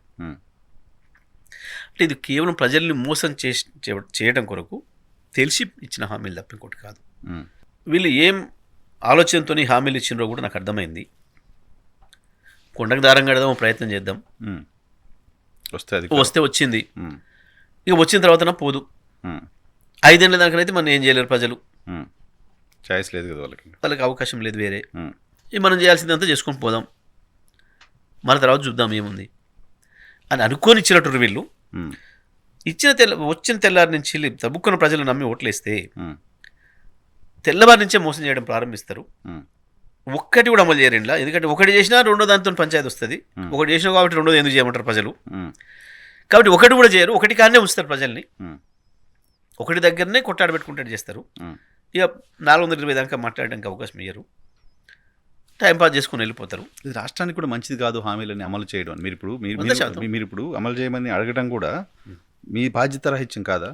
ఎందుకు అవుతుంది? ఎందుకు కాదు. అవుతుంది అంటే నేను ఎందుకంటే వీళ్ళ హామీలు ఇచ్చారు, ప్రజలు నమ్మిండ్రు. జయప్రకాష్ నారాయణ గారు లాంటి వాళ్ళు మొన్న ఇప్పుడు మాట్లాడుతుంటే విన్నా, ఈ హామీలు అమలు చేస్తే రాష్ట్రానికి నష్టం జరుగుతుంది, ప్రభుత్వం ఎప్పటికైనా పర్వాలేదు, అంటే రాష్ట్రానికి నష్టం లాభం తప్పు Simple. చేసామని చెప్పి ఒప్పుకొని. తప్పు జయప్రకాష్ గారు మాట్లాడింది కూడా కరెక్ట్ కాదు. ఎందుకంటే ఉమ్, ఒక పార్టీ మేనిఫెస్టో ఇచ్చింది, ఉమ్, మేనిఫెస్టోని చూసే ప్రజలు ఓట్లేస్తారు, ఉమ్, దాన్ని నమ్మే ఓట్లేస్తారు, ఉమ్, దాంతోనే అధికారం వస్తుంది. ఉమ్, వచ్చిన తర్వాత ఆ హామీలన్నీ నెరవేర్చమని చెప్పి అడిగే బాధ్యత ప్రజలకు ఉంది, ఆ హక్కు ప్రజలకు ఉంది. ఉమ్. ప్రజల హక్కుని సమర్థించే బాధ్యత ప్రతిపక్షాలకు ఉంటుంది. కానీ తప్పకుండా. ఆ హామీలు అమలు చేయడం ద్వారా వచ్చే ఆర్థికంగా భారాన్ని మోసే అది రాష్ట్రానికి ఉండాలి కదా. అవును, రాష్ట్రం చేసుకోవాలి అది. నువ్వేం రాష్ట్రం ఏం చేసుకుంటూ ఏం పోతే తెలివితో రాష్ట్ర ఇచ్చినావు? పరిస్థితి అయిపోద్ది. నువ్వేం తెలివితో ఇచ్చినావు? మేము ఇవ్వలే, ఎందుకు ఇవ్వలే? ఉమ్, సింపుల్ అండి. ఉమ్, ఆ హామీలు అడ్డగోలి హామీలు మేము ఇవ్వలేకపోయాను. ఎందుకు ఇవ్వలేదు? ఉమ్, మాకు ముందే తెలుసు, రాష్ట్ర ఆర్థిక పరిస్థితి తెలుసు, దానివల్ల వచ్చే మంచి చెడేది మాకు తెలుసు. ఉమ్. ఒక బాధ్యతాయుతమైన నాయకుడు కాబట్టి కేసీఆర్ నేను ఇవ్వను అన్నాడు. మీరు అంత నేను బాధ్యత ఇవ్వను అని చెప్పాడు క్లియర్గా, డెఫినెట్గా. మీరు అంత బాధ్యతగా అమలు చేసుకుంటూ వస్తేనే 7 లక్షల కోట్లు అప్పు చేశారు, సంవత్సరానికి 6,000 కోట్ల రూపాయలు మేము అప్పులు కడుతున్నాం అని ప్రభుత్వం చెప్పింది. ఏడాదిలో నువ్వు కట్టేది ఏంది? 60,000 కోట్లు కట్టారు. నీ అయ్యాస్తం కడుతున్నావా, నీ అత్తగారు ఆస్తం కడుతున్నావా? ఉమ్. ఎవరు కట్టేది ఏంది? రాష్ట్రం ప్రభుత్వం నుంచి. ఎక్కడి నుంచి వెళ్ళి కడుతున్నావు? ఉమ్. దేనికి కడుతున్నావు? తెచ్చినప్పుడు ఎక్కడైతే పెట్టినామో ప్రజలకు ఉపయోగపడేట్టుగా ఉమ్. దాని నుంచి తీసుకట్టాలి. ఆదాయం పెంచినాం కదా. ఉమ్. రెండండి, ఇక్కడ అప్పు తెచ్చి ఉమ్. ఆస్తిని పెంచినాం, ప్రభుత్వ ఆస్తిని, ఉమ్. ప్రభుత్వ ఆదాయాన్ని పెంచినాం. ఉమ్. మేము వచ్చే నాటికి 70,000 కోట్లు, 2014లో 70,000 కోట్ల చిల్లర బడ్జెట్ మాది. ఉమ్. మా ఆదాయం కూడా అప్పటికి 50,000-60,000 కోట్లు ఉమ్. ఆనాటికి. ఉమ్. 300 కోట్ల మిగులుతో వచ్చినాం ఉమ్. ఆయన. ఇవాళ అవాళ రాష్ట్ర ప్రభుత్వ ఆస్తి 3 లక్షల కోట్లు, ఉమ్. ప్రభుత్వ ఆస్తి 3 లక్షల కోట్లు, ఉమ్. ఆదాయం 60,000 కోట్లు. ఉమ్. మేము పోయే నాటికి ఉమ్. ప్రభుత్వ ఆస్తిని 13.5 లక్షల కోట్లు చేసినాం. ఉమ్. 13.5 లక్షల కోట్లు 10 లక్షల రాష్ట్ర కోట్లు ప్రభుత్వ ఆస్తి. ఉమ్. 3 లక్షల కోట్ల ఆస్తిని 13 లక్షల కోట్ల చేసినాం, 13.5 లక్షల కోట్లు. ఉమ్. 60,000 ఉన్న ఆదాయాన్ని 2,50,000 కోట్ల చేసినాం, 2,20,000, 2,30,000 కోట్ల చేసినాం ఆదాయాన్ని. ఉమ్. రెండు పెంచినాం ఉమ్. మేము సైమల్టేనియస్గా. ఉమ్. ఉమ్. ఉమ్. దీంట్లో నష్టం ఎక్కడ జరిగింది? ఇవాళ సపోజ్ ఈ స్టూడియోనే ఉంది, ఉమ్. ఈ స్టూడియో మీరు బాధ్యత తీసుకున్నాడికి ఉమ్. ₹1,00,00,000 ఆస్తిగా వచ్చింది. ఆ తర్వాత మీరు అప్పు తీసుకొచ్చి కొన్ని కెమెరాలు కొనవచ్చు, ఇతర ఎక్విప్మెంట్ కొనవచ్చు, దీంట్లో స్టాఫ్ని పెంచవచ్చు, దీని రేంజ్ని పెంచవచ్చు. దాంతో మీ ఆదాయం పెరిగింది. మీరు వచ్చే నాటికి ₹1,00,00,000 పెట్టుబడితో పెట్టినరు, సంవత్సరానికి ₹1,00,000 మిగులుతుంది అనుకుందాం అని ఖర్చులు పోను. ఉమ్. మీ చేతికి వచ్చినాక ఒక సంవత్సరం 2 సంవత్సరాల తర్వాత దీనికి ఇంకో ₹1,00,00,000 అప్పు చేసి ఉండొచ్చు మీరు. ఉమ్. కానీ దీని విలువ 3 లక్షల కోట్లు, 3 కోట్లకు వచ్చింది. ఉమ్. ఆదాయం 2 లక్షలు 3 లక్షలు పెరిగింది. అంటే దీనివల్ల నష్టం చేసినా మీరు లాభం చేసినా? లాభమే చేసినట్టు. సింపుల్ లెక్క, ఓకే. సింపుల్. ఉమ్. ఇది మేము చేసి ఇచ్చినాం మీకు. ఉమ్. మేము అప్పు కడుతున్నాం, ఆస్తి ఈడ ఉంది, ఆదాయం ఉంది, తీసి కట్టాలి. ఉమ్. ఉమ్. ఉమ్. అయింది. మేము ప్రతి సంవత్సరం పాజిటివ్ గ్రోత్లో వచ్చినాం. ఉమ్. ఒకసారి 16-17% కూడా గ్రోత్ వచ్చినాం. ప్రతి సంవత్సరం పెంచుకుంటూ వచ్చినాం ఉమ్. రాష్ట్ర ప్రభుత్వ ఆదాయాన్ని. మీరేం చేసిరు? ఇవాళ 6 నెలల్లో మనం ప్రకటించారు మీరు దాదాపు 6,000-7,000 కోట్ల రూపాయలు గత సంవత్సరం కంటే ఆదాయం తగ్గింది అని. ఉమ్. అంటే దీని అర్థం ఏంది? ప్రతి నెల తగ్గుతుంది ఆదాయం అని చెప్పి. ఏంది దీని అర్థం? మేము పెంచిందని ఇవాళ తగ్గుతుందంటే దానికి కారణం ఏంది? మీ మాటల్లోనే ఉమ్. మీ కడుపు నింపుకుంటున్నారు. సో ప్రజల ఆదాయం ప్రభుత్వానికి రానియకుండా ఉమ్. మీ కడుపులు నింపుకుంటున్నారు ముఖ్యమంత్రి, మంత్రులు. ఓకే. ప్రభుత్వ ఆదాయం తగ్గుతుంది, మీ ఆదాయం పెరిగింది. ఉమ్. సరే, వాళ్ళ ఆదాయం ఎలా పెరిగిందో మళ్ళీ ఈ లెక్క. తెలుద్దు. ఈ లెక్క. ఓకే. ఎందుకంటే పెన్షన్ ఎందుకు తగ్గింది? ఉమ్.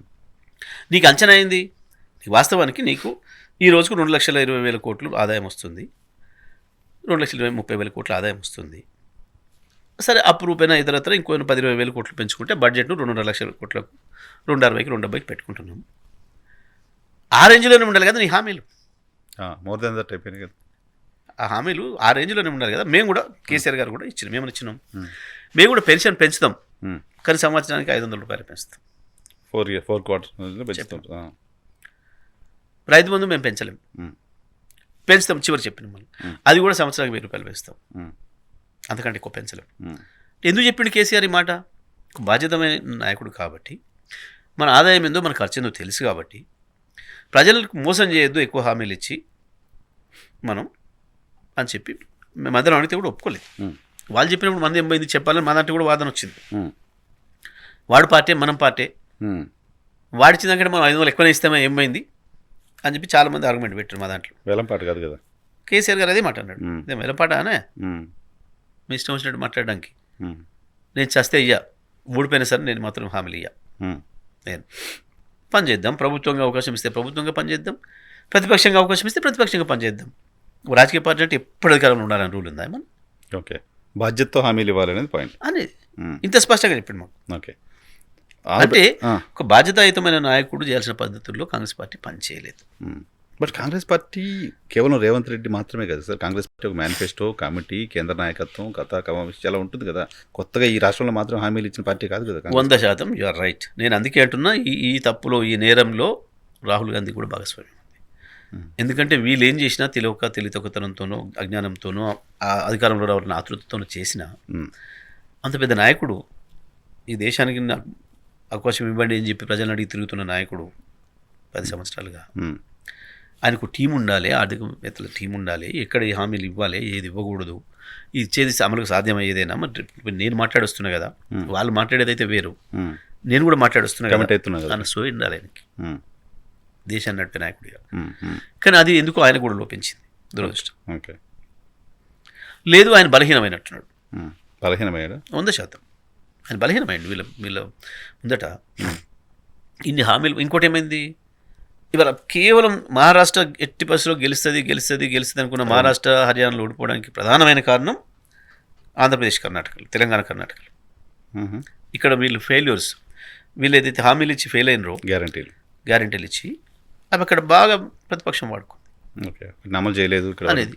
పర్టికులర్గా మహారాష్ట్ర అయితే మనకు 100,000 కిలోమీటర్ల బార్డర్, నైబర్ స్టేట్ కదా. బాగా ఆ గ్రామాలలో కేసీఆర్కి ఎందుకు ఇమేజ్ వచ్చింది అప్పుడు?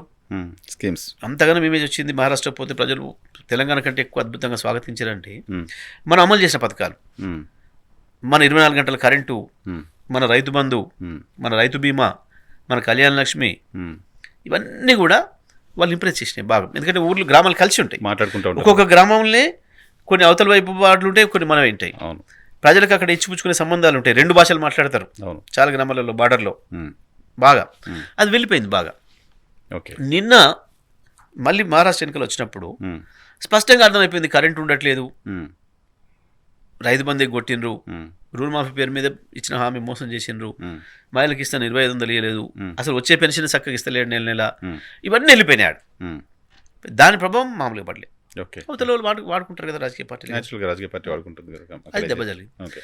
అయినా రాహుల్ గాంధీ ఏం చేసే స్థితిలో లేడు పాపం. బహుశా ఇప్పుడు గుర్తించినట్టు ఈ మధ్యకాలంలో హర్యానా ఎన్నికల నుంచే ఏదో ఈయనకు టైం ఇస్తలేడు, మాట్లాడతలేడు అది అంటున్నారు రేవంత్ రెడ్డి గారికి. అది వాళ్ళ ఇంటర్నల్ విషయాలు. కానీ మొత్తానికైతే కొంత గుర్తించేట్టు కనబడుతుంది ఇప్పుడు.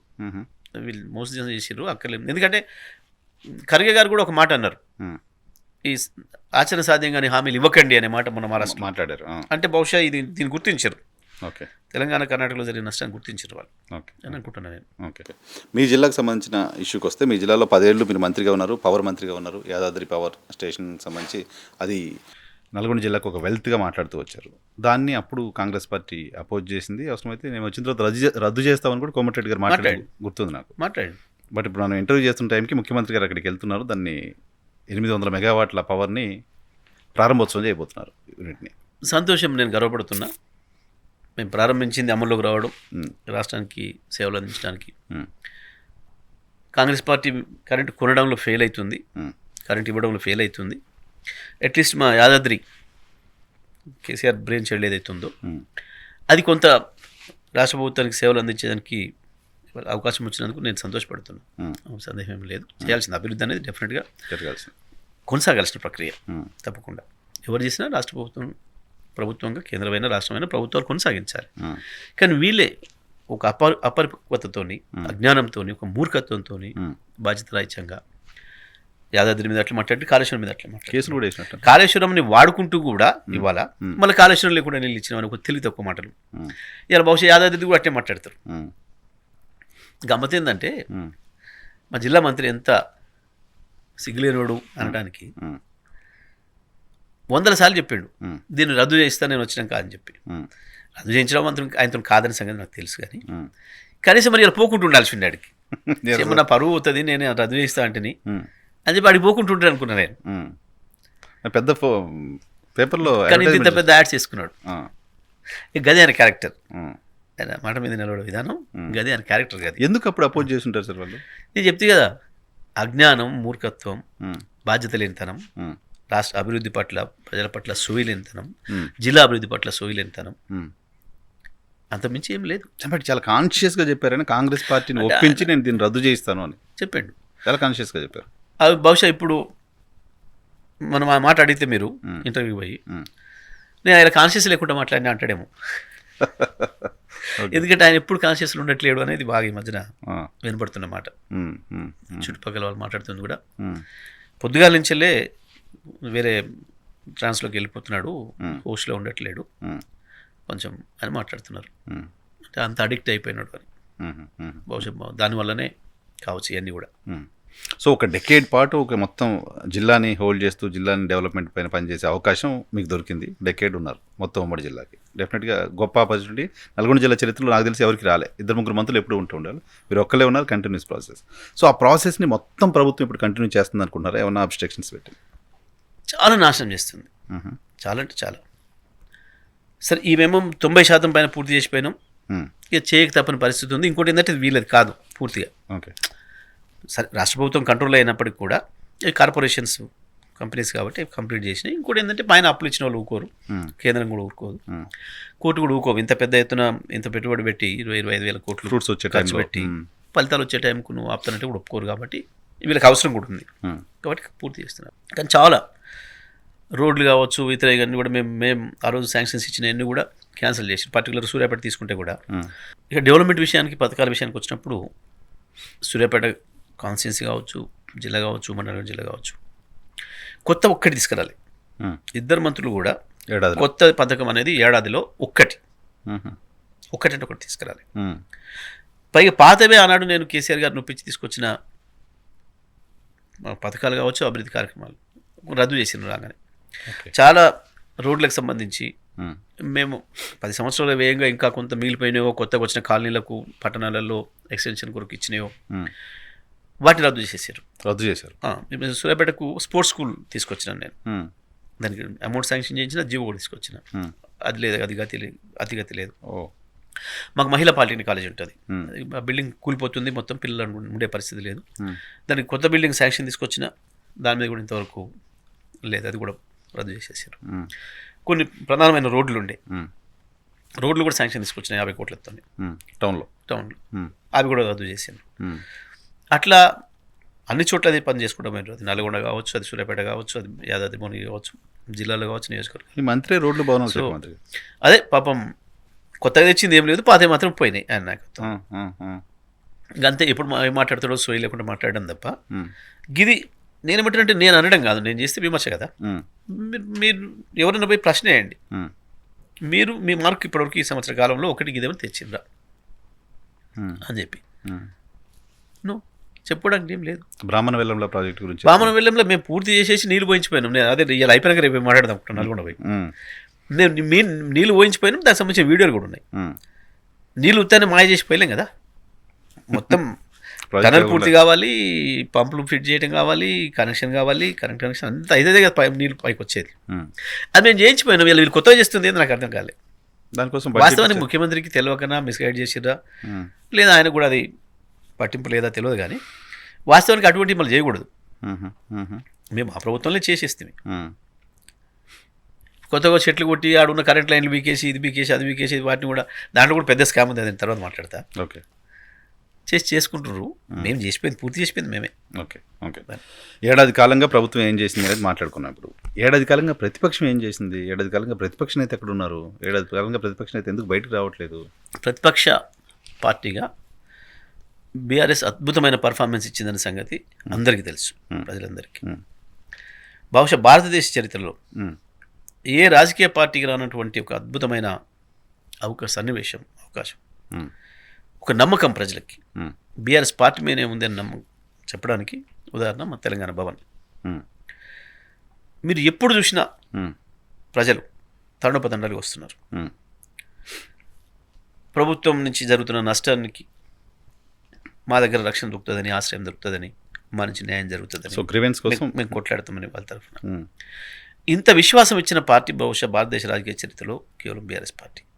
సరే, కొంత మనం వింటుంటాం, తమిళనాడులో పార్టీ ఉంది, ఇక్కడ కూడా ఓల్డ్ సిటీలో ఉండే మన పార్టీ, అట్లా అక్కడికి కూడా వస్తారు ఆఫీస్కి అని చెప్పేసి నేను వింటుండేది. కానీ ప్రత్యక్షంగా నేను 6 నెలల నుంచి చూస్తున్నాను. వాళ్ళు నిరుద్యోగ బాధితులు కావచ్చు, దెబ్బతింటున్న స్కూల్ పిల్లలు కావచ్చు, హైడ్రా బాధితులు కావచ్చు, మూసీ బాధితులు కావచ్చు, లగచర్ల బాధితులు కావచ్చు, ఈ రకంగా ప్రభుత్వం చేత మోసపోయి, ప్రభుత్వం చేత దెబ్బతిని, ప్రభుత్వం చేత నష్టానికి గురి కాబడుతున్న అన్ని వర్గాలు కూడా తెలంగాణ భవన్కు బీఆర్ఎస్ పార్టీ ఆఫీస్కి వస్తున్నారు. అంటే దీని అర్థమైంది, బీఆర్ఎస్ పార్టీ ప్రతిపక్షంగా ఎంత విశ్వాసం ఉంటే తెలంగాణ భవన్కు రావడం అంటే కేసీఆర్ మీద విశ్వాసం. అంతే కదా. కేసీఆర్ లేడు అని ఎవరు అనుకుంటే వాడు మూర్ఖుడు. కేసీఆర్ నిత్యం ప్రజల్లోనే ఉన్నాడు. కేసీఆర్ ప్రజలు ఉన్నాడు కాబట్టి, కేసీఆర్ మీద విశ్వాసం ఉంది కాబట్టి ఆడికి వస్తున్నారు. అంతే కదా. నువ్వు సింపుల్ అండి. మీరు ఏదైనా ఆపద రాగానే ఏం చేస్తారు? మీకు నమ్మకమైన దేవుడే మొక్కుకుంటారు. గుర్తురావడం కాదు, మొక్కుకుంటారు. నేను ఈ సమస్య నుంచి బయటకు వెళ్తే నేను వెంకటేశ్వర స్వామి దగ్గరికి వస్తా, ఇది ఇస్తా, మన లక్ష్మీనరసింహ స్వామి దగ్గరికి పోతా, ఇది ఇస్తా, లేదా అక్కడికి పోతా, ఏమన్నాడు రాజన్నగా ఆడికి పోతా, నేను గిరి సమర్పించుకుంటా, వామునిస్తా, తల నీరాలు ఇస్తా, లేదా ఏదో బంగారు కిరీటం చేస్తా, ఏదో చేస్తా, ఒక గాజు పెడతా అని ఏదో మొక్కుంటారు కదా. ఇవాళ ప్రజలకు కష్టం రాగానే గుర్తు చేసుకుంటుంది కేసీఆర్ను, వస్తుంది తెలంగాణ భవన్. ఇవాళ ఒకరికి అది గుడిలాగా, ఒకరికి చర్చిలాగా, ఒకరికి మసీదులాగా కనబడుతుంది. కష్టాలు వచ్చినప్పుడు ఎవరి నమ్మకమైన కాడికి వాళ్ళు ఎట్టయితే పోతారో నమ్ముకొని ఆ పద్ధతిలో తెలంగాణ భవన్కి వస్తున్నారు. మీరు కూడా చూసిన మీడియాలో ఒక ముస్లిం మహిళ మాట్లాడింది. నేను నా పెళ్ళై 35 సంవత్సరాలు, మా అమ్మగారింటి నుంచి వెళ్ళి మా అత్తగారింటికి వచ్చి 35 సంవత్సరాలు అయింది. నేను ఒక్కరోజు మా ఇంట్లో నుంచి వెళ్ళి బయటికి వెళ్ళి ఆ సెంటర్కి పోలేదు. మా 100 మీటర్ల దూరంలో ఉండే మా సెంటర్కి వెళ్ళలేదు, చౌరస్తాకి పోలేదు. మొదటిసారి నేను ఆటో కట్టుకొని వెతుక్కుంటూ ఈ తెలంగాణ భవన్కి వచ్చిన. మీరే కాపాడాలి మమ్మల్ని, మీరే మాకు రక్షణ, కేటీఆర్ గారితో మాట్లాడుతూ అన్నమాట. అంటే ఎంత విశ్వాసం ప్రజలకి. కేసీఆర్ కొరకే కదా. కేసీఆర్ చుట్టూ మేమందరం కూడా అదే కదా పనిచేస్తుంది. సరే, కేసీఆర్కి కేటీఆర్ వర్కింగ్ ప్రెసిడెంట్గా ఆయన నిత్యం అందుబాటులో ఉన్నాడు ప్రతి క్షణం ప్రజలకి, కలిసి చెప్పుకొని పోతున్నారు. సో ఇక్కడ కేసీఆర్ లేడను, కేటీఆర్ లేడను, ఇంకో ఆయన లేడను, తెలియదు ఒక మాట. సరే, బాధితులకి కేసీఆర్ లేడనే ఫీలింగ్ లేకపోవచ్చు, భవన్కి వస్తున్నారు కావచ్చు. మీకు కేసీఆర్ లేడనే ఫీలింగ్ లేకపోవచ్చు. కానీ రేవంత్ రెడ్డి గారు ఏదో కేసీఆర్ని బాగా మిస్ అవుతున్నట్టు ఫీల్ అవుతున్నారు. మిస్ అవుతున్నారు, రండి సలహాలు ఇవ్వండి, సూచనలు ఇవ్వండి, పెద్దవాళ్ళు అని చెప్తున్నారు కదా. అది వాస్తవం. ప్రజలకేమో మమ్మల్ని రక్షించే నాయకుడు కేసీఆర్ అనే భావనతో గుర్తొస్తున్నాడు ఎప్పుడు. రేవంత్ రెడ్డికి ఏమో కల్లోకి వస్తున్నాడు ఎప్పుడు. ప్రజలు ఎంతైతే ఎక్కువ కేసీఆర్ని తలుసుకుంటున్నారో రేవంత్ రెడ్డి పాపం కోపంగానైనా తలుసుకోవాల్సిన పరిస్థితి ఉంది. రావణాసురుడికి ప్రతిరోజు ఎవరు గుర్తొస్తాడు? రాముడే గుర్తొచ్చేది కదా, ఎప్పుడు వస్తాడో, ఎప్పుడు దాడి జరుగుద్దో, ఏం జరుగుద్దో, నా రాజ్యం ఎప్పుడు పోతుందో అని. ఇంకంతే ప్రజలు కేసీఆర్ను రక్షణ కొరకు తలుచుకుంటున్నారు.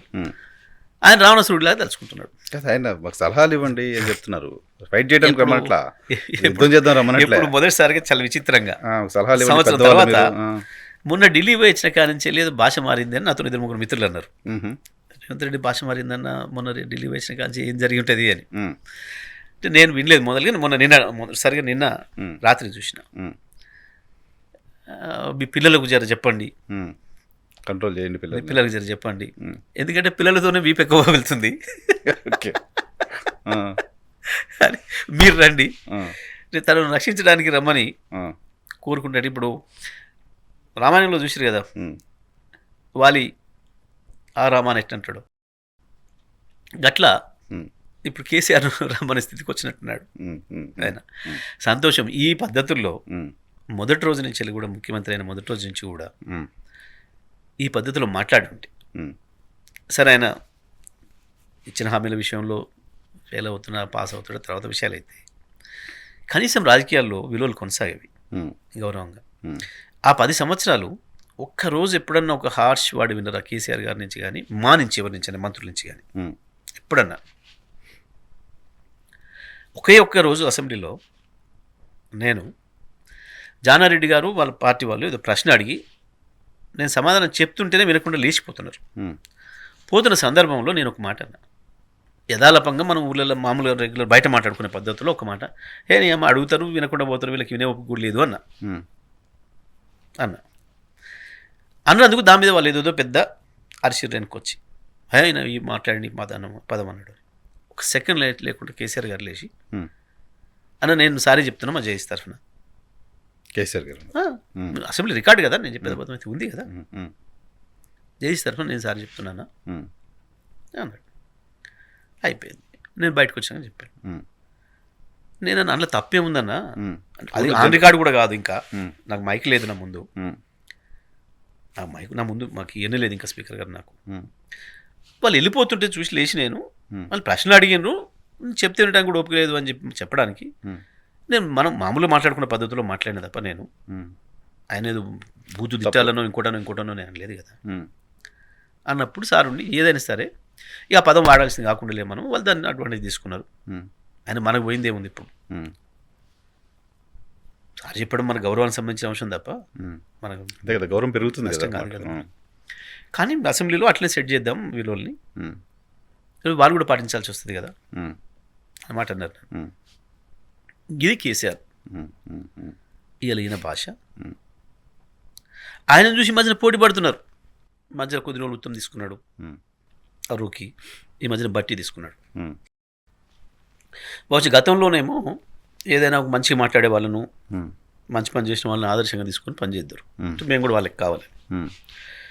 బహుశా ఈ ముఖ్యమంత్రి అనేది రేవంత్కి ఈయన భాష వల్లనే వచ్చినట్టుంది అని చెప్పి ఆ ముఖ్యమంత్రికి పోటీ పడుతున్న వాళ్ళు ఆయన భాష తీసుకున్నట్టు కనపడదు మనకి ఈ మధ్యన. మరి మళ్ళీ వీళ్ళను బైపాస్ చేయడం కొరకు ఏమో బహుశా నిర్ణయాల భాష మార్చినట్టు రేవంత్. సో ఢిల్లీ నుంచి వెళ్ళి చివాట్లు పడ్డాయో, ఆయనకి ఏమైనా జ్ఞానోదయం అయిందో లేదు, వీళ్ళు కూడా అదే రూట్లో పోతారు కాబట్టి మళ్ళీ రూట్ మార్చి నేను ఇంకో పద్ధతిలో పోదాం అనుకున్నాడు వాళ్ళు బైపాస్ చేయడం. కానీ నిన్న మొన్న ఏదో ముఖ్యమంత్రి గారు రిక్వెస్ట్ చేసిండు అన్నారు, కానీ మళ్ళీ దాంట్లో మళ్ళీ చివరికి పోయేవరికి మళ్ళీ ఏదో తొక్కుకుంటూ పోతాను ఏదో మాట్లాడినాను కూడా మళ్ళీ అంటే ఒక ప్రయత్నం చేస్తున్నట్టు మార్చుకోవడానికి, కానీ ఆ నేచురల్గా ఉన్నది ఇంకా పోట్లేనట్టు మాట అన్న తర్వాత తొక్కుంటూ పోతాను. మళ్ళీ నిన్న ప్రోటోకాల్ పాటించాల్సిన అవసరం లేదు, మిమ్మల్ని గౌరవించకపోతే అనే మాట మాట్లాడారు. ఆయన ప్రకృతి విరుద్ధంగా, అంటే ఆయన ప్రకృతికి ఆయన నేచర్కి విరుద్ధంగా పాపం కొంచెం మారే ప్రయత్నం చేస్తున్నట్టుంది. ఇది మంచిగా లేదు, ముఖ్యమంత్రి అయిన తర్వాత ఈ భాష మాట్లాడడం బాగలేదు అని చెప్పి అన్ని వర్గాల నుంచి వస్తున్నట్టుంది ఒత్తిడి. బహుశా దాని నుంచి ఏదైనా సరి చేసుకోవడానికి ఏదో కొంత ప్రయత్నం చేస్తున్నాడేమో. సరే, మంచిదే, సంతోషం. మంచిగా మాట్లాడితే, గౌరవంగా ఉంటే మంచిదే, పదవులు వస్తాయి పోతాయి, కానీ నువ్వు చేసిన పని శాశ్వతంగా నిలబడుతుంది. రికార్డు కదా, ప్రతిదీ రికార్డు. కరెక్ట్ కదా, రికార్డు. ముఖ్యమంత్రిగా మాట్లాడే ప్రతి మాట గవర్నమెంట్ ప్రోగ్రామ్స్లో నువ్వు ఆ తర్వాత నీకు సరి చేసుకునే అవకాశం రాదు, నువ్వు ఎంత మొత్తుకున్నా. సో అటువంటి 4 మాటలు, మంచి మాటలు చెప్పడానికి ఆయన అడుగుతున్నారు కేసీఆర్ రమ్మని. ఈ అసెంబ్లీ సమావేశానికి వెళ్తారా కేసీఆర్ గారు? నేనేమంటున్నానంటే, ఈయన అడిగినా అడగకపోయినా ఏ సందర్భంలో ఏం చేయాలనో కేసీఆర్కి తెలిసినంతగా ఎవరు తెలియదు. ఉద్యమ సందర్భంలో కూడా చాలాసార్లు వచ్చినాయి విమర్శలు, కేసీఆర్ లేడు, 6 నెలలు ఇటు పోయిండు, ఇటు పోయిండు, ఇక ఆయన ఆరోగ్యం బాగలేదు, అది లేదు, ఇది లేదు, ఇంకా 2 రోజుల కంటే ఎక్కువ ఉండడు, ఇంకా 10 రోజుల కంటే ఎక్కువ ఉండడు, ఇట్లాంటివి చాలామంది చాలా సృష్టించారు. రేవంత్ బాసులే ఆ స్కూల్లో, రేవంత్ కూడా ఆ స్కూల్లోనే ఉన్నప్పుడు. కానీ ఇవన్నీ వినుకుంటూ కూర్చునే వాళ్ళం, మేము నవ్వుకునేవాళ్ళం. వీళ్ళ కోరికలు, ఇవన్నీ వీళ్ళ కోరికల్లో ఆ రూపంలో బయటపడేది. కేసీఆర్ అంతర్ధానం అయిపోతే బాగుండు, అట్లా ఈ సెకండ్లో ఇక నుంచి కేసీఆర్ లేకుంటే బాగుండు అని అనుకున్నారు వీళ్ళంతా కూడా. కానీ మేము నవ్వుకునేది. సరే చాలామందికి చాలా కోరికలు ఉంటాయి, అందరినీ అన్ని కోరికలు నెరవేరవు కదా వాస్తవానికి. సో కేసీఆర్ రావాలనేది ఆయన కోరిక ఏంటది, ఈయన రేవంత్ కావచ్చు, ఆయన దాచుకోవట్లే, ఓపెన్గా చెప్తున్నారు. కానీ మీ కోరికలు తీర్చడానికి మేము లేము కదా. ఓకే, మేము ఏం చేయాలో ప్రజల కోరికలు తీర్చడానికి మేము ప్రజల కొరకు పనిచేస్తాం. ఏ సందర్భంలో ఎప్పుడు ఎట్లా రావాలనో కేసీఆర్కి బాగా తెలుసు కాబట్టి ఎవరి కోరికల కొరకు కాదు, ప్రజల కొరకు పనిచేస్తాడు కేసీఆర్. ఓకే, ఆ పద్ధతిలో వస్తాడు. ఓకే. చివరిగా 6 గ్యారంటీస్ అంటూ కాంగ్రెస్ అధికారంలోకి వచ్చింది తెలంగాణలో. సో కాంగ్రెస్ పార్టీ 6 ఫెయిల్యూర్స్ ఏంటి అంటే ఏం చెప్తారు మీరు? 6 ఫెయిల్యూర్సే కాదు, కాంగ్రెస్ పార్టీవి 420 ఫెయిల్యూర్స్. 420 ఎందుకంటే ఈ నెరవేరుస్తున్న దాంట్లో ప్రారంభించింది ఇప్పటివరకు కేవలం 3-4. ఒకటి బస్సు, ఉచిత బస్సు పథకం, అది తుస్మన్నది. బస్సులు ఎక్కిన తిడుతున్నారు, ఆరోగ్యశ్రీ ఆడోళ్ళే కాదు మొగోళ్ళు కూడా తిడుతున్నారు, మొగోళ్ళే కాదు ఆడోళ్ళు కూడా తిడుతున్నారు, అయితే అసలు బస్సులు ఎక్కడానికి భయపడుతున్నారు, తిడుతున్నారు. దానివల్ల జరిగిన నష్టం కూడా చూస్తున్నాం మనం. అదొక వైపు అయింది. గ్యాస్ పథకం అన్నాడు, అది గ్యాస్ గుట్టుడే అయింది అని మహిళలు చెప్తున్నారు. ఎంతో రూపాయి అయ్యలేదు మాకు అన్నమాట, మహిళల నుంచే వింటున్నాం మనం ప్రతి చోట.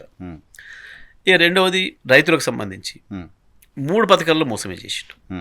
ప్రారంభించిన అన్న 3 రుణమాఫీ 41,000 కోట్లు మొదలు చేయాల్సిన లెక్క, 39 ఖాయం చేసినావు, 36 పర్మిషన్ తీసుకున్నావు క్యాబినెట్లను పెట్టి, అయిపోయింది. మొత్తం కలిపితే 12,000 కోట్లు కూడా లేదు, అది ఫెయిల్ అయ్యి. భరోసా సంగతి ఇంతవరకు తెలిసిన లేదు, ఉన్న రైతు బందే బంద్ చేసినావు. రైతులకు ఇచ్చింది 12,000 కోట్లు అయితే ఎగ్గొట్టింది 30,000 కోట్లు ఇప్పటికి వచ్చే పథకంతోనే. బోగస్ అయిపోయింది. బోనస్ యువత ఉద్యోగాలకు సంబంధించి ఏదైతే యువతకి ఇచ్చినావో, నువ్వు ఆశలు పెట్టినావో 2 లక్షల ఉద్యోగాలకు సంవత్సరంలో అని చెప్పి 5,000 ఉద్యోగాలకు ఎక్కువ ఆయన. మిగతా అన్ని పాత కొనసాగించిండు, పాత నోటిఫికేషన్ 5,000 మించి ఉద్యోగాలు ఇవ్వలే ఆయన ఇచ్చిన నోటిఫికేషన్తో, అక్కడ ఫెయిల్ అయ్యిండు. విద్యార్థులకు సంబంధించి 5 లక్షలు ఇస్తానని ఇదని అదని రకరకాల ఆశలు పెట్టిండు, విద్యార్థులకు స్కూటీలు ఇస్తానని ఆశ పెట్టిండు. కనీసం అవి ఇవ్వకపోతే పోయిండు. కేసీఆర్ రోజు పెట్టిన అన్నం కూడా సరిగ్గా పెట్టలేక పిల్లల్ని చంపిండు. వేలాది మంది పిల్లల్ని ఆసుపత్రిలో పాలు చేసిండు, దాదాపు 20-30 మంది పిల్లల పైకి చంపిండు. ఈ రకంగా ప్రతి వర్గాన్ని మోసం చేసిండు. ఒకవైపు ఆటో కార్మికులకు 12,000 అన్నాడు, వాళ్ళ పుట్టగొట్టి వాళ్ళని నాశనం చేసి ప్రభుత్వంతో చర్చలు జరుపుతున్నారు, వాళ్ళని కథం చేసిండు. ఆ తర్వాత కూలీలు కూడా 12,000 రూపాయలు ఇస్తా అన్నాడు, అదే కొట్టిండు, దాని ఏమీ లేదు. ఈ వర్గం ఆ వర్గం అని ఏం లేదు, మొత్తం ఈ రాష్ట్రంలో ఉన్న అన్ని వర్గాలు ప్రతి మనిషిని మోసం చేసిండు. మేము ఇచ్చిన కరెంటు చక్కగా ఇయ్యలేక, కరెంటు లేకుండా మనిషి లేడు కాబట్టి మొత్తం 3.5 కోట్ల మంది ప్రజల్ని ఇబ్బంది పెడుతున్నాడు. మేము ఇచ్చిన మంచిల పథకాన్ని కూడా చక్కగా అమలు చేయలేక అక్కడ ప్రజల్ని ఇబ్బంది పెడుతున్నాడు. చివరికి ఎవరికి వాళ్ళు కష్టపడి చేసుకునే వ్యాపారాలలో కూడా నాశనం చేసి, మన హైదరాబాద్ రియల్ ఎస్టేట్ని కూడా నాశనం చేసి, హైడ్రా పేరు మీద, మూసీ పేరు మీద భయపెట్టించి ఒకవైపు, ఇంకా మేము దాని మీద పోతలేం, ఈ ప్రభుత్వ అవినీతి మీద ఇంకా మేము మాట్లాడతలేం. సరే తొందరపడినట్టు ఉండకూడదు మనం అని చెప్పేసి సంవత్సరం అయిపోయింది, మొదలు పెడతాం, మీరు దుష్ప్రచారం పెడతాం. మేమేమంటున్నా, ఏ బిల్డర్ అడిగినా చెప్తాడు ఇవాళ హైదరాబాద్లో పోతే కంప్లీట్ చేసుకున్న వాటికి అనుమతులు ఇచ్చేది పక్కన పెట్టి, అనుమతులు ఇస్తలేడు, అది వేరు. కంప్లీట్ అయిన వాటికి ఎన్ఓసీ అని పోతే కూడా కోట్ల రూపాయలు లంచాలు అడుగుతున్నారు అని చెప్పి. ఒక బిల్డింగ్ కొత్త ప్రారంభం కాలే, ఎందుకు కాలే? సంవత్సరం నుంచి అంత వేగంగా ఉన్న హైదరాబాద్ నిర్మాణ రంగం ఒకటే దెబ్బకి ఎందుకు కుదిలేపోయింది, పడిపోయింది? కారణమైంది నువ్వే క్లియర్గా. సో అది మొత్తం అంటే తనకి ఇష్టపడ్డ వాళ్ళను, తనను అభిమానించిన వాళ్ళని, తనను నమ్మిన వాళ్ళని అందరినీ నట్టేట ముంచిండు. మొత్తం ఒక మాటలు చెప్పాలంటే రాష్ట్రాన్ని దివాలా తీయించే పద్ధతిలో ఉన్నారు ఇవాళ. ఓకే, వాళ్ళ ఆస్తులు పెరగాలి అంతే, దీని కొరకు ఏది నాశనం అయిపోయినా ఏం లేదు, వాళ్ళ వ్యక్తిగత ఆస్తులు పెంచుకోవాలి. దాని కొరకు వీళ్ళు చేస్తున్న రకరకాల విన్యాసాలు అన్ని ప్రజల్లో చర్చకు పోయినాయి. ఓకే, అందుకే మేము మాట్లాడతలేం. మేము ముందే మాట్లాడితే మేము ఇది అక్కస్తో ఆరోపణలు చేసినట్టు అవుతుంది, ఈర్షితో చేసినట్టు అవుతుంది, ఇంకేదో అవుతుంది. కాబట్టి మేము మాట్లాడతలేం. అన్ని ప్రజల అనుభవంలోకి వచ్చినాయి, ప్రజలే మాట్లాడుతున్నారు, మాట్లాడుకుంటున్నారు. సరైన సందర్భంలో మేము వాటి మీద మాట్లాడతాం. ఓకే, ఇంకా మేము వీళ్ళ అవినీతి జోలికి పోవట్లేం, వీళ్ళ వైఫల్యాలు నుంచి మాత్రమే మాట్లాడుతున్నాం. బీఆర్ఎస్ పార్టీగా ఇంకా మేము హామీల వైఫల్యాల మీద కూడా మేము పార్టీగా కార్యాచరణ మొదలు పెట్టలేము. మేము అసలు ఇంకా అవి ఇప్పుడు మేము పోలే. Hmm. పార్టీగా కేసీఆర్ గారు మొదలే చెప్పిండ్రు, సంవత్సరం దాకే మాట్లాడకండి, వీళ్ళ పరిపాలన ఎట్లుంటుందో మనకు తెలుసు, వీళ్ళ నేచర్ ఏందో తెలుసు, ప్రజలే మీ దగ్గరకు వస్తారు. ఇవాళ జరుగుతున్న సీన్ కేసీఆర్ ఏడాది క్రితం చెప్పిండు కదా, అయ్యో బహిరంగానే వచ్చింది కదా, ప్రజలే మిమ్మల్ని వెతుక్కుంటూ వస్తారు, అన్ని అవకాశాలు వాళ్ళే ఇస్తారు, వీళ్ళ వైఫల్యాలతోనే. హామీల అమలు పక్కన పెడితే కొత్తగా సమస్యలు సృష్టించి ప్రజల్ని ఇబ్బంది పెడుతుంది ఏందవుతుందో, వీళ్ళ చేతగాంతనం వల్ల, వీళ్ళ అపరిపక్వత వల్ల, వీళ్ళ అజ్ఞానం వల్ల జరుగుతున్న కొత్తగా ఉత్పన్నమవుతున్న సమస్యలు ఏవైతున్నాయో ప్రజలకి, వాటి నుంచి ప్రజలకు ధైర్యం ఇవ్వడం కొరకే మాకు ఈ ఏడాది అంతా సరిపోయింది. Okay okay. ఈ ఏడాది కాలంలో మేము చేసిందంతా ప్రజలు ఇన్స్టెంట్ ప్రభుత్వం చేత దెబ్బతిని నష్టపోయి ఏదైతే రక్షణ కావాలని తిరుగుతున్నారో గది చేయడానికే మాకు ఈ సంవత్సర కాలంలో పూర్తిగా ఎంగేజ్ అయి ఉన్నాం. బీఆర్ఎస్ పార్టీగా ఇంకా మా కార్యాచరణ ప్రారంభం కాలే. మేము ప్రభుత్వం పైన ఎటువంటి దాడి పెట్టలే, ఎప్పటివరకు ఎటువంటి విమర్శ పెట్టలే. అసెంబ్లీలో వాళ్ళు అడిగింది, వాళ్ళ గమ్మతమైంది, విచిత్రమైన అసెంబ్లీని చూసిన ప్రజలు. వాళ్ళేమో ప్రతిపక్షంగా ఇంకా ప్రశ్నలు అడుగుతున్నట్టు, మేము ప్రభుత్వంగా సమాధానం చెప్తున్నట్టు, మేమే ఇంకా మంత్రులుగా సమాధానం చెప్తున్నట్టు ఓ విచిత్రమైన అసెంబ్లీని కూడా చూసినాం మనం. వాళ్ళు చేసిన పనికి తెలివి తక్కువగా. వాస్తవాన్ని చెప్పాలంటే, ఒక మాటలు చెప్పాలంటే మీరు అడిగినట్టు ఏం చేసింది ఈ ప్రభుత్వం ఏడాదిగా అంటే, వీళ్ళ ఎజెండా ఏంది అని అంటే, బహిరంగ ఎజెండానేమో కేవలం కేసులు, జైలు, ఏందో కేసులు పెట్టాలి, జైలు పంపాలి ప్రతిపక్ష నాయకులందరినీ అని ఒక పిచ్చి ఎజెండాతో పనిచేశారు. ఇంకొక వైపు మైండ్ ఓపెన్ చేయలేదు. రెండవది, అంతర్గతంగా వాళ్ళ ఆస్తులను పెంచుకోవడానికి, సొంత ఆస్తులను పెంచుకోవడం కొరకు ఏమేమి మార్గాలు అవలంబించాలనో, ఏం చేయాలనో, ఎట్లా చేసుకోవాలో గా పనిలో ఉన్నారు మొత్తం ముఖ్యమంత్రి, మంత్రులు అందరూ కూడా. మేము చాలా క్లియర్గా ఉన్నాం. కమిషన్లు వేస్తామన్న నాడే చెప్పినాం చాలా స్పష్టంగా. శాసనసభలోనే మేము ఛాలెంజ్ చేసినాం, మీరు ఏ విచారాలు చేసుకున్నా, ఏది చేసుకున్నా మేము కడిన ముచ్చంలాగా బయటకు వస్తాం, కేసీఆర్ మీద ఇంత బురద మీరు పొయ్యలేరు అనే మాట చెప్పినాం. ఏడాదిలో ఇప్పటికి తీర్చలేకపోయారు, అయిపోయింది. ప్రజలకు ఇచ్చిన హామీల విషయంలో కూడా మీకు సమయం ఇస్తాం, రీజనబుల్ సమయం ఇస్తాం, ఆ తర్వాత నేను మాట్లాడతామని చెప్పినా మేము అట్లనే ఉన్నాం. ఇక మొదలవుతుంది ఇక ఇప్పటి నుంచి 1 year అయిపోయింది కాబట్టి ఇక హనీమూన్ అయిపోయినట్టుగా.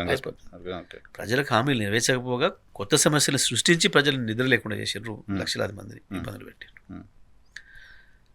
సో అందుకే ఒక్క మాటలు చెప్పాలంటే, ఈ ప్రభుత్వం ఫెయిల్యూర్ ప్రభుత్వం. రేవంత్ రెడ్డి గారికి 1 year సంవత్సరం అనేది ఒక్కటంటే ఒకటి వాళ్ళ జీవితంలో జ్ఞాపకం పెట్టుకోవడానికి, ఒక మంచి జ్ఞాపకం వాళ్ళ చరిత్రలో నిలిపి ఉంచడానికి కావాల్సిన ఒక్క పని కూడా చేసుకోలేకపోయారు. వచ్చిన ఒక మంచి అవకాశాన్ని దుర్వినియోగం చేసుకున్నారు, సద్వినియోగం చేసుకోలేకపోయారు. ఎవరికైనా ఒక పరిపాలకుడిగా అవకాశం రావడం అనేది ఒక అదృష్టం, కొంత కష్టంతో పాటు అదృష్టం కూడా కలిసి వస్తుంది. ఆ వచ్చిన అవకాశాన్ని వినియోగం చేసుకోవడంలో రేవంత్ రెడ్డి, కాంగ్రెస్ ప్రభుత్వం విఫలమైంది. సో వాళ్ళకి అభినందనలు చెప్పే పరిస్థితులు లేరు, అవకాశమే లేదు కదా, అవకాశమే లేదు ఎక్కడ. వాళ్ళని చెప్పుకోమని చూద్దాం, ఒకరికొకరు ఏ విషయంలో చెప్పుకోగలుగుతారో చెప్పుకోలేరు. చెప్పుకుంటే ఏమన్నా ఎంత సంపాదించారో ఏమన్నా లోపల తెలిస్తే దానికి చెప్పుకోవాల్సిందే తప్ప ప్రజలకు సంబంధించి ప్రజలు జ్ఞాపకం పెట్టుకుంటట్లు, చరిత్రలో నిలిచిపోయేటట్టు చేసిన ఒక్క పని చేసుకోలేకపోయారు. చూద్దాం, 2nd yearలో అయినా మరి ఏమైనా చేస్తారా? 2nd yearలో మీ కార్యాచరణ బహుశా నాకు తెలిసి భారతదేశంలో ఇట్లా 1 సంవత్సర కాలంలోనే ఫెయిల్ అవడమే కాకుండా హామీల విషయంలో ప్రజలతోని ఇంత చీత్కారానికి, ఇంత తిరస్కరణకు గురయ్యి ఈ రకమైన మాటల్ని ప్రజలతోని అనిపించుకోకూడని భాషలో తిట్టించుకున్న మొదటి ముఖ్యమంత్రిగా, మొదటి ప్రభుత్వంగా ఇవాళ తెలంగాణ కాంగ్రెస్ ప్రభుత్వం నిలబడిపోతుంది తప్ప వీళ్ళు ఇంతకు మించి ఇంకేమీ లేదు ఈ సంవత్సరంలో. Right sir, thank you very much sir. ఇది జగదీష్ రెడ్డి గారితో స్పెషల్ పాడ్కాస్ట్ చూస్తూనే ఉండి ఈ హట్టి.